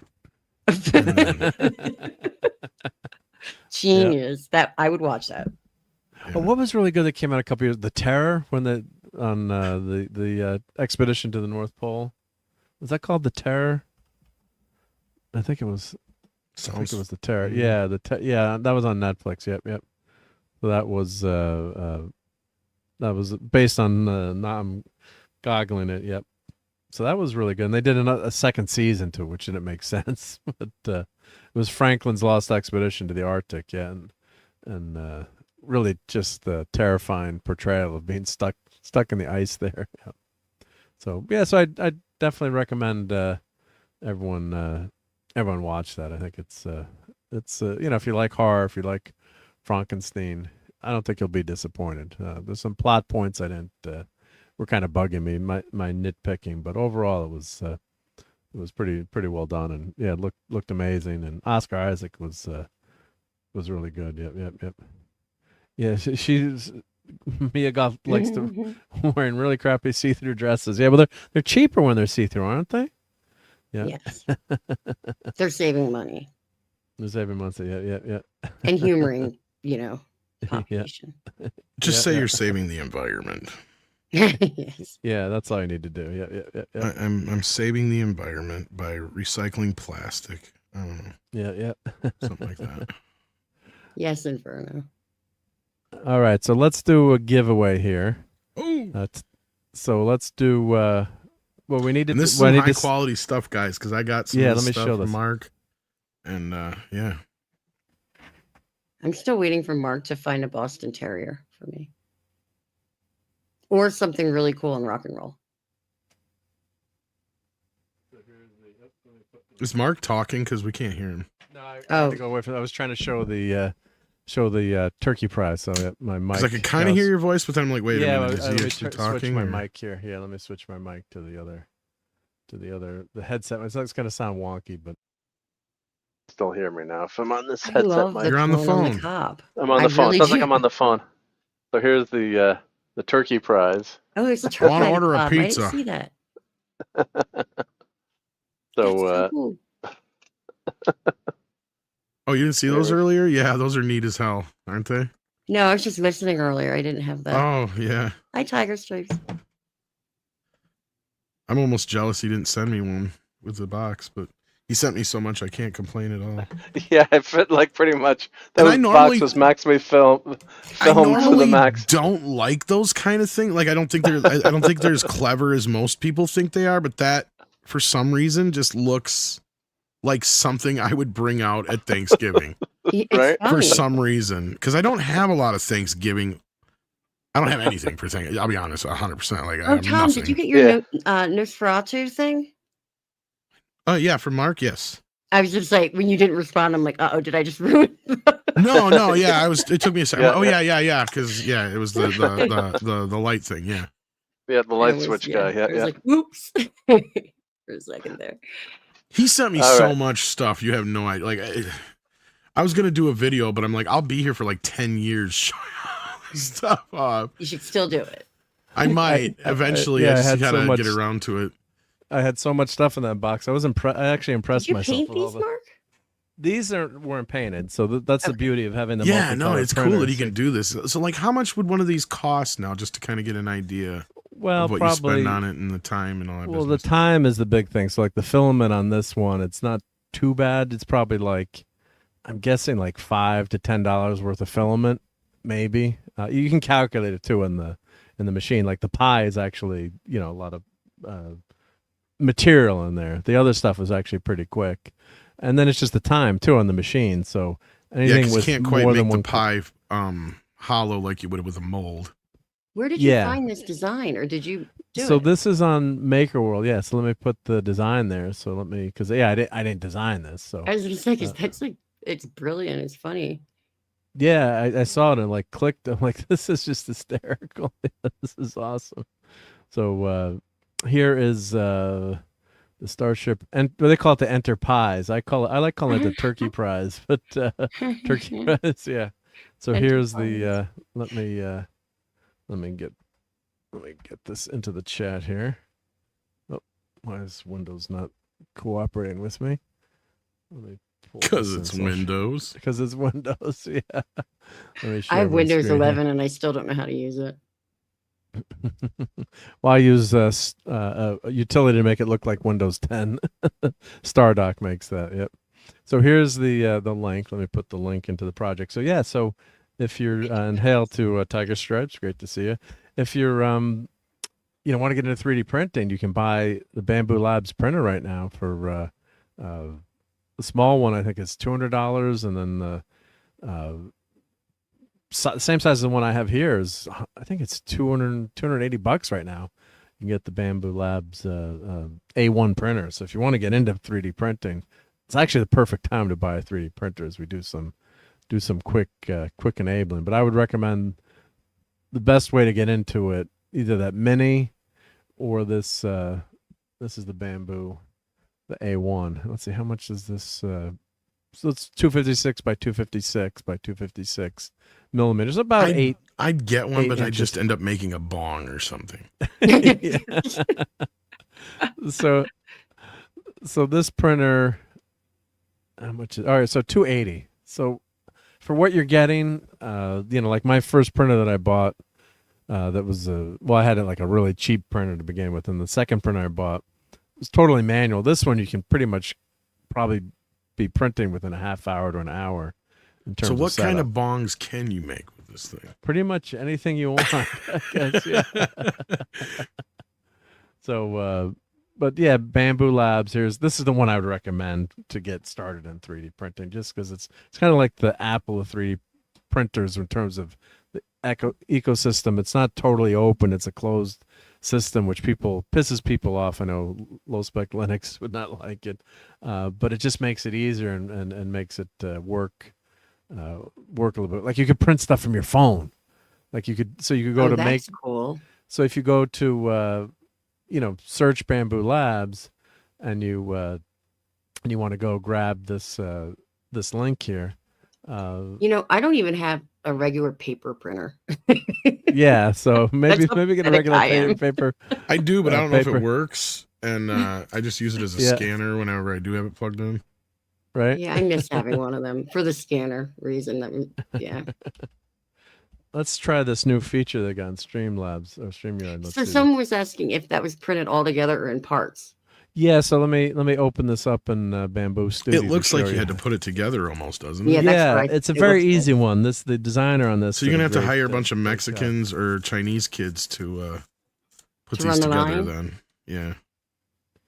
So here's the link. Oh, yeah, look at that QR code there. Yep. No, this is pretty. This was pretty easy one to put together. Some of the stuff you got to keep painting it and sanding it and putting it all together. Yep. Yep.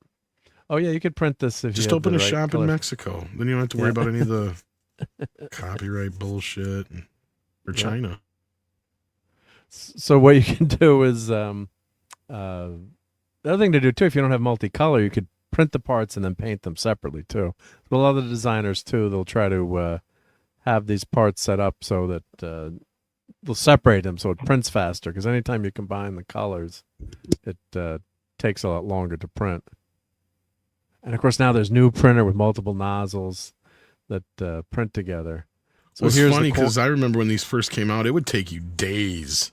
Oh sometimes to print some of the stuff that you're doing, like it's so much faster. Oh yeah, now, he used to put the streams on like overnight, and it was like the slowest. And some of them still into watching them. And some of them, still take 2 or 3 days too, depending on what you're doing. Yep.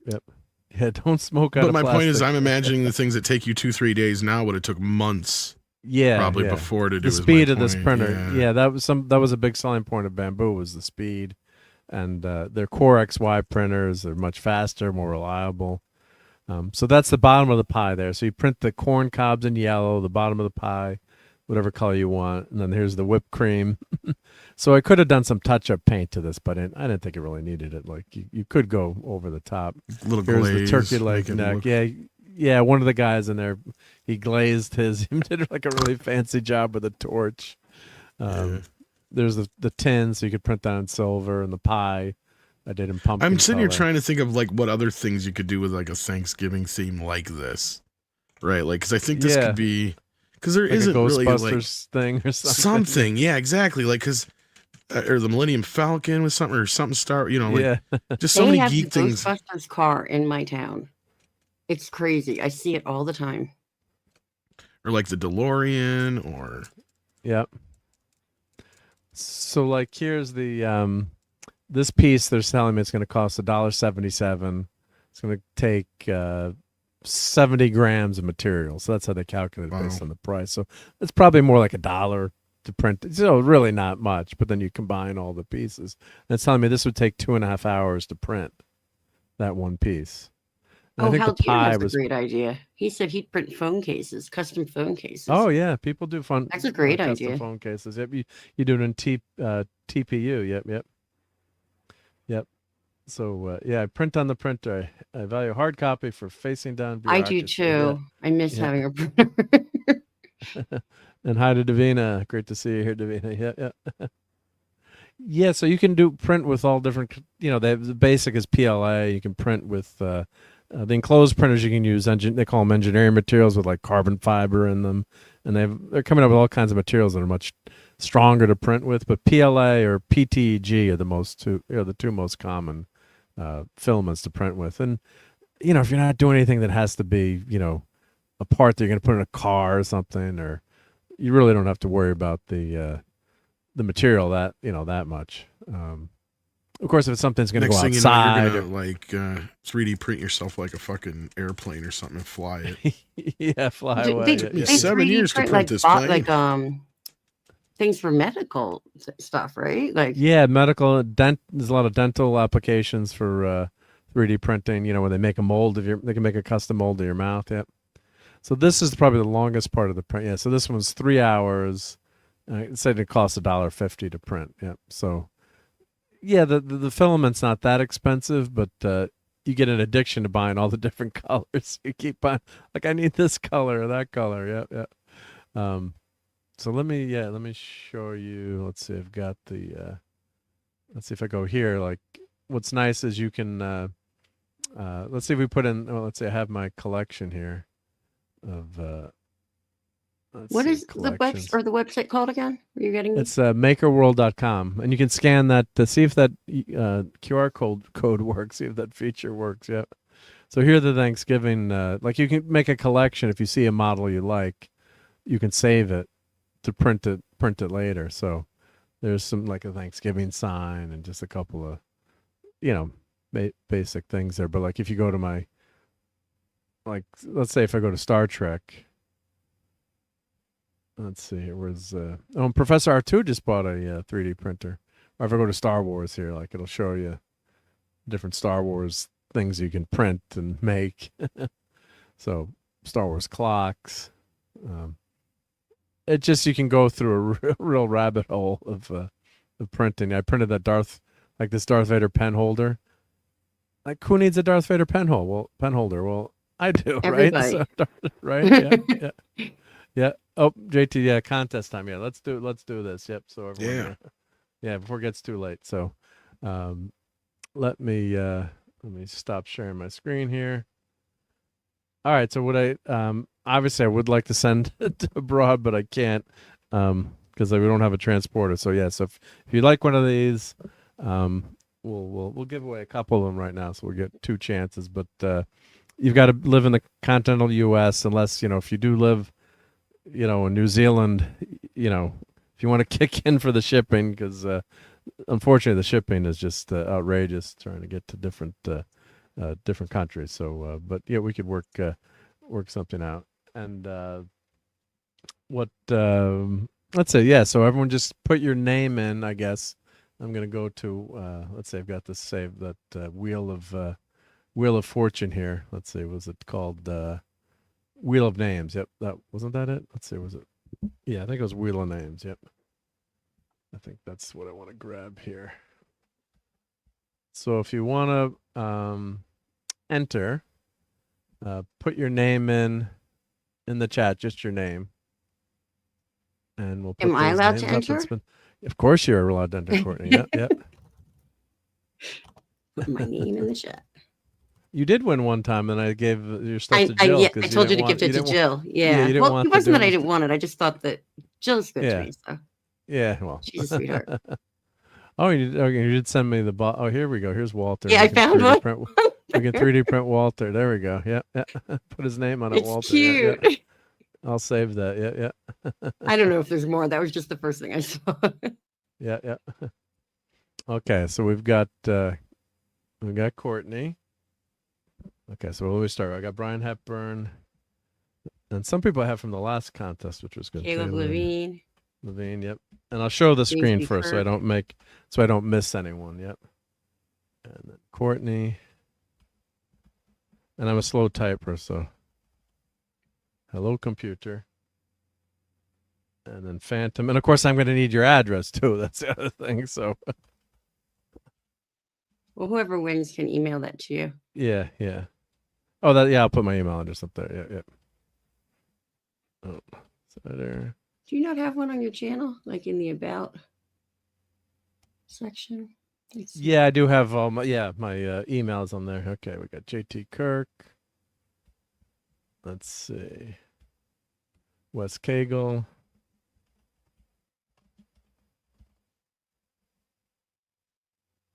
I didn't even know you were on Instagram. Yep. I just went to look don't at do all a your lot stuff. there, but some things. Well, I just followed you. And Helder, yeah, you can do multiple types of plastics in one print, but you got to be careful that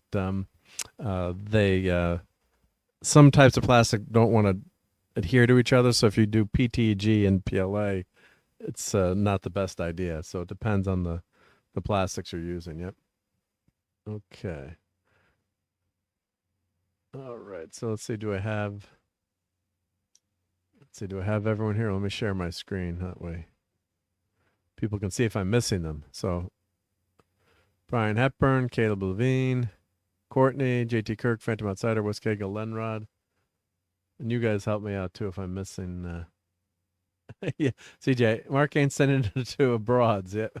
Sexist, yeah. And I know our T and Z is on the other side of the globe there, unfortunately. Yep. Let's see. And anyone else am I missing? Let's see. We got Lenrod.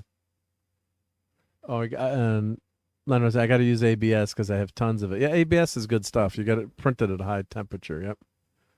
So, all right. So, let me know in the chat. You can see this if I'm missing anyone that wants to try to win a turkey prize in time for Thanksgiving. Yep.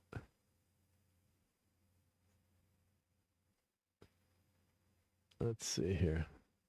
So I think that's it. What do you think, Courtney? Do I have everyone? I am looking right now. I'm looking at the YouTube side. Hold on. Yep. I lost there it is. I was looking at your links. Sorry. Got a little distracted. Let's just do a double check here. And you got Lenrod. You got Lenrod, yeah. J.T. Kirk. Did Wes Cagle? Did he put his name I've in got there? West. Yep, got Wes Cagle. Yep. Is Haldir in there? I didn't see Haldir. Did Haldir want to put his name on the wheel? Caleb Levine. Courtney. James D. Kirk. I think that's Speak Now or Forever Hold Your Peace. Haldir's in Canada. Okay, Haldir's in Canada. Okay, yeah. Unfortunately, it's crazy how expensive it is to ship to Canada. Yeah. If you did, want to. And thinking I like just hate how to be close that way. Canada It's is, like even it's to you, Mark. Yeah, and it's like if it was like $10-15, but it's like it can be like $40-50 Is that just to how much ship a little thing. I haven't Yeah, to shipped ship a things little in a thing to long Canada. time. It's like it's insane. It's just like totally bonkers. Yeah. And you could. What a lot of people do, they'll print. If you did multiple types of plastic, you can look up TPU, which is a soft plastic. It's flexible, but you could print like an insert and glue it together, maybe too. That's another way to do it. So you could have the hard shell. But most people, what they do with phone cases, they just do straight TPU. But the trick with TPU, you need to have a usually heated chamber. You could do it on that A1 printer, but it might be tough to get good results. Yeah. Okay. JT Kirk says he will ship it to him. He'll drive into Canada and then ship it for cheap. Yeah, you could do that, right? Yep. Send you two of them. Yep. So, but that's the problem with Canada. It's just, and it's obscene how much it is. Yep. All right. Well, let's. I can't believe that. Yeah, it's a lot. All right, I'm going to shuffle these a few times, just to see, and then we're going to, I guess, click this. Oh, I could have added an image. I could have added the turkey prize to this. Oh, I should have done it ahead of time. We'll do it now. All right, so let's see who gets lucky. Yep, going once, going twice.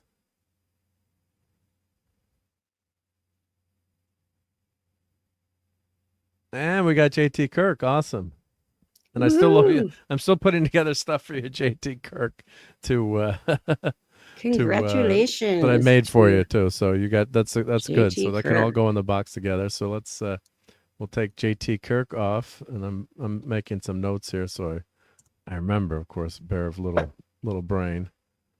So let me get that. Someone says Canada Post isn't exactly reliable these days. What with going bankrupt? They should just get the Mounties to like horse deliver it like olden days, like Paul Revere. Yeah. They could have like two shots. Yeah, send it up there, right? Yep. So congrats to JT Kirk. That's gonna look great. I don't know if it'll make it up there for Thanksgiving, even though I ship it tomorrow. We'll see. But it might. Yep. All right, so let's see number 2 person here. Try to do a drum roll. And of course, Courtney. Awesome. Woohoo! All right. I'm a wiener. And you have to keep this one. Maybe I'll print you that Walter too. Yay! That was pretty fun. Yep. Hooray! All right, so I'm not gonna lie. I have like a tendency to win things on. You do, Courtney. Thing on YouTube. I won a PlayStation 5 on. Yeah. Have you been using the PlayStation 5 at all, or once in a while? Oh, I haven't had time lately, but I'm going to. Yeah. I also want a puppet. Like a puppet was made for me. Like I've won so many things. It's crazy. Yep. The wrench is one. It's rigged. No, the guy should wrench on here. I don't do much. I'm just a Smurf. That's what I call myself. Smurfette. Smurfette, right? Yep. All right. Well, that was. I'm glad you guys got that. And I think we'll do another one. We'll do another one after Thanksgiving. So for the next Sunday Night Geekery, we'll do one more turkey prize for after Thanksgiving. So everyone will have a chance to get one that week, because I got to get these out of the house, right? Yep. So, but thank you, of course, to Dadman for being here earlier to start off the geekery. So Dadman put in the chat, I don't think I can be here tonight, and then he showed up, which was great. And Tom, thank you for hanging out. I know you must be totally wiped out, and I did This is only a 3.5 hour stream, but I did start at 10:30. So Oh, good. That's all good. We have fun hanging out, and you can probably do some work in the background too, a little bit. Yep. Yeah. I didn't have much to do tonight. I should have went to bed, but I just figured I'd hop in and blame say Mark. hi. It's only Why midnight not? for me, so. It's only midnight, right? Yeah, it's after 1 here. Yeah. Oof. Yeah. So, what you got going on for the morning show? Any? I'm sure we'll talk box office and things like that. So, yeah. Who knows what it'll be on Andre's menu? But yeah, And I'm I sure. think after you, Paulie's gonna stream, right? Wasn't that Usually, what he said? yes. Yep, Paulie's on. Yep. And he's out of YouTube jail because he got in trouble for playing. A clip last That's week. why I haven't seen it. Oh. Yeah, he did something and got in trouble. I don't know. Yeah, he didn't. He was tell me. playing Bad like boy. some Entertainment Tonight of right. It was like a company that zapped him from another country. And There's a lot of people who had to take breaks because of that. You know, they got like so many days that they're not allowed to stream. It's been happening a lot lately. yeah, so he had a week off. Then I suggested to him, like, well, why don't you just? So he did a show on Twitter X, and on Facebook. I said, why don't you restream it? And he got a ton of super chats and memberships from that night, which was cool. So I had he's like, that was a good idea, Mark. Thank you. I'm like, once in a while I have a good idea. So, but thank you again, Tom, for being here. And I've got let me thank channel members. And I finally updated the channel members video. So let's play this. Now you have to add me. I think you're in there. Oh, I clicked the wrong button. I damn was it. a member, but a couple of my memberships, like a couple things got I had to rejoin. Yeah. I think my card got a new date. You know what I mean? Card was. Yeah, that happens all the time. Yeah, your card goes. Yep. But here is a updated thank you to channel members. If it's gonna play, here we go.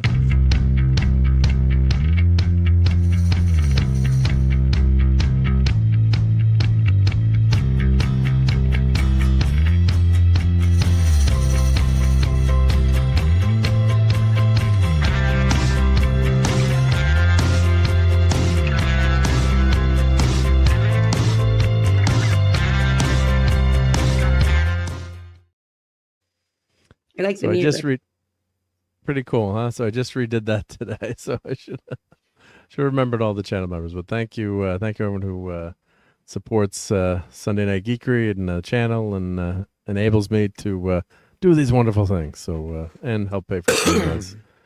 Tom, are they putting StreamYards on sale for Black Friday again, or I don't know. Did they do that last? Didn't they do that last year? I think they did last year, but I haven't seen or heard anything yet. So I haven't seen it. Well, if you see anything, I let need me to know. take a class in the new StreamYards because I'm streaming again, but I just keep using the vertical streaming on YouTube. Well, vertical, you reach a lot of people with the vertical, I think. So that's a Yeah, good I way- went over 600 good way to subs. do it. The first stream I did, which was 20 minutes long.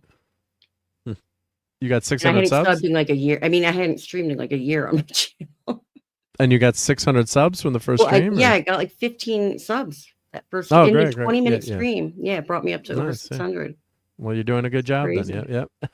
Yeah, I've done. So, I'm going to do a couple this week too. I've been doing them after I go see like musical shows and stuff. And I'm in Denver, and I can kind of there's stuff to look at and show off.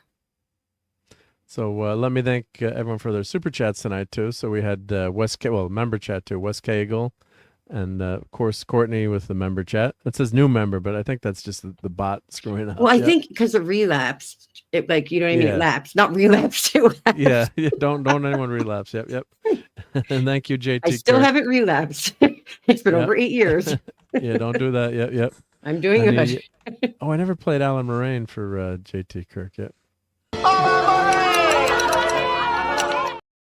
And other people we had tonight, we had, of course, JT, Wes Cagle, Lemon Pie, Brian Hepburn, Lenrod, Phantom, CJ, David Jones, Admiral Teague, Polly's Minion, Inferno 222, Maddie's Daddy was here, Keely Chow, Dark Saints of Old, Darren M., Oliver Beaumonte, Gap After Dark, E-Clay, Tiger Stripe, Sashi, Davina, Void King, Darcipio, Caleb Levine, Joe Dog, Cowabunga Dude, Claude Saling, Go for a Painting, Brian Barth, and Mark's 47. So thank you, everyone, hanging out with us tonight. Courtney, are you going to be on with 70s Rock Fan on for his movie tomorrow afternoon, which is The Last Starfighter, which was Oh, sorry, I was muted. I was answering you, and my mic was muted. I'm going to try really hard because, you know, I obviously haven't been around this month. It's been hard this month. I have a lot going on, so I'm not positive yet. I don't know yet. I'm going to be driving. I'm not going to be driving far, but I'm going to be in Denver, and it's right around. My mom's coming into town, so I see my mom once a year. Well, don't miss that for. Is, don't miss I'm that. worried Sorry, about Mama. her coming to the high altitude because she just had pneumonia. Oh yeah, you got to watch And it. she's older. She's got COPD. She has Parkinson's and dementia. So this is like when she comes to see me once a year. Every year it gets more bittersweet, you know. Yeah. Well, God bless your mom, and don't. Sorry, Mom, I can't see you right now. I got to be on the YouTube show. See you later. Exactly. Well, yeah. So it all depends on because they fly in at noon tomorrow. So it all depends on what they're staying at my brother's. Travels. So. Yeah. So. How dear, I used to do driving streams all the time. Yeah, those are fun. Yep. All right. So thank you, Courtney. Hope you have a great visit with your mom, and maybe I'll see you tomorrow. Again, thank you to Tom, and thank you everyone out there in the chat, and everyone have a happy, healthy Thanksgiving. I guess all you Americans. I don't know if you're Canadians, they have a different Thanksgiving, right? So different day, I believe. But happy Thanksgiving to you too, and thank you to everyone who helps support the channel here. But what I love about Thanksgiving is just getting together with family and picking out and eating way too much food and getting that turkey coma, sitting on the couch and watching college football. It's and pro football. I may not actually be with my family on Thanksgiving, which is crazy, but I may be up with my ex-husband because he doesn't have anybody. So, and I'm going to see them every other day, this week. Yep. But my baby brother's flying out. Well, he's not a baby anymore. He just turned 30. But he's flying out from Oregon with his wife. I mean, it's like all the siblings that I haven't seen are going to be there this week. So it's going to be a lot of fun. Well, it's good to get together, and then don't argue about screw politics. Just have a good time and enjoy your family. Oh, my family's all left. I just don't. Well, I'm unaffiliated. I could care less anymore. I don't. No, but I'm saying it's just the people should enjoy their family in general. Just don't. Just have a good time and just argue about something else. Maybe what color is better, green or blue? But just have a good, and then you appreciate those. You never know what's going to happen in life, and just appreciate those times you get together, and don't sweat the little bullshit, because life is short. No one's gonna remember. I tell people that all the time. Hug your loved ones, like when you're with them. You never know. You never know. So not that we get down here, but I just love. That's what I love about Thanksgiving, because it's a pure holiday. There's no gift giving BS in it. It's just get together and have a good time. And if you're alone on Thanksgiving, call or reach out to someone. Yeah, I know that's tough for people too to be. Text me on Christmas every year. If anyone has ideas, let me know. Yep. I get so depressed on Christmas, but I'm happy, so we're not going to be depressed. Yeah. I'm really excited to see. It's going to be my mom, my one brother, and my one sister that live in Philly. My other brother from Seattle. The only one we're going to be missing is my one sister, and the one that was living in Chile, but now she is actually in Colorado again. Wow. That's great. Yeah, I'm really excited. But she's going somewhere with her boyfriend. So. Yeah. All right, everyone. Let's get on out of here before we all turn into pumpkins. And congrats to those Lions, JT Kirk, and you'll be getting a turkey prize, and so are you, Courtney. So, all right, everyone. Appreciate you being here, and have a happy Thanksgiving. I'm sorry, turkeys. It's not going to be a good week for you, but and next week we'll show you how I deep fried a turkey and cook one of the big green eggs. So, all right, everyone. And I'm pissed off that the Cowboys beat the Eagles. Yeah, well, I'm not crying over that one. The Giants are losing. Yep. All right. Take care, everyone. God bless. Bye, everyone. Have a great Thanksgiving. Fun storming the castle. It's 106 miles to Chicago. We got a full tank of gas, half a pack of cigarettes. It's dark, and we're wearing sunglasses. Hit it.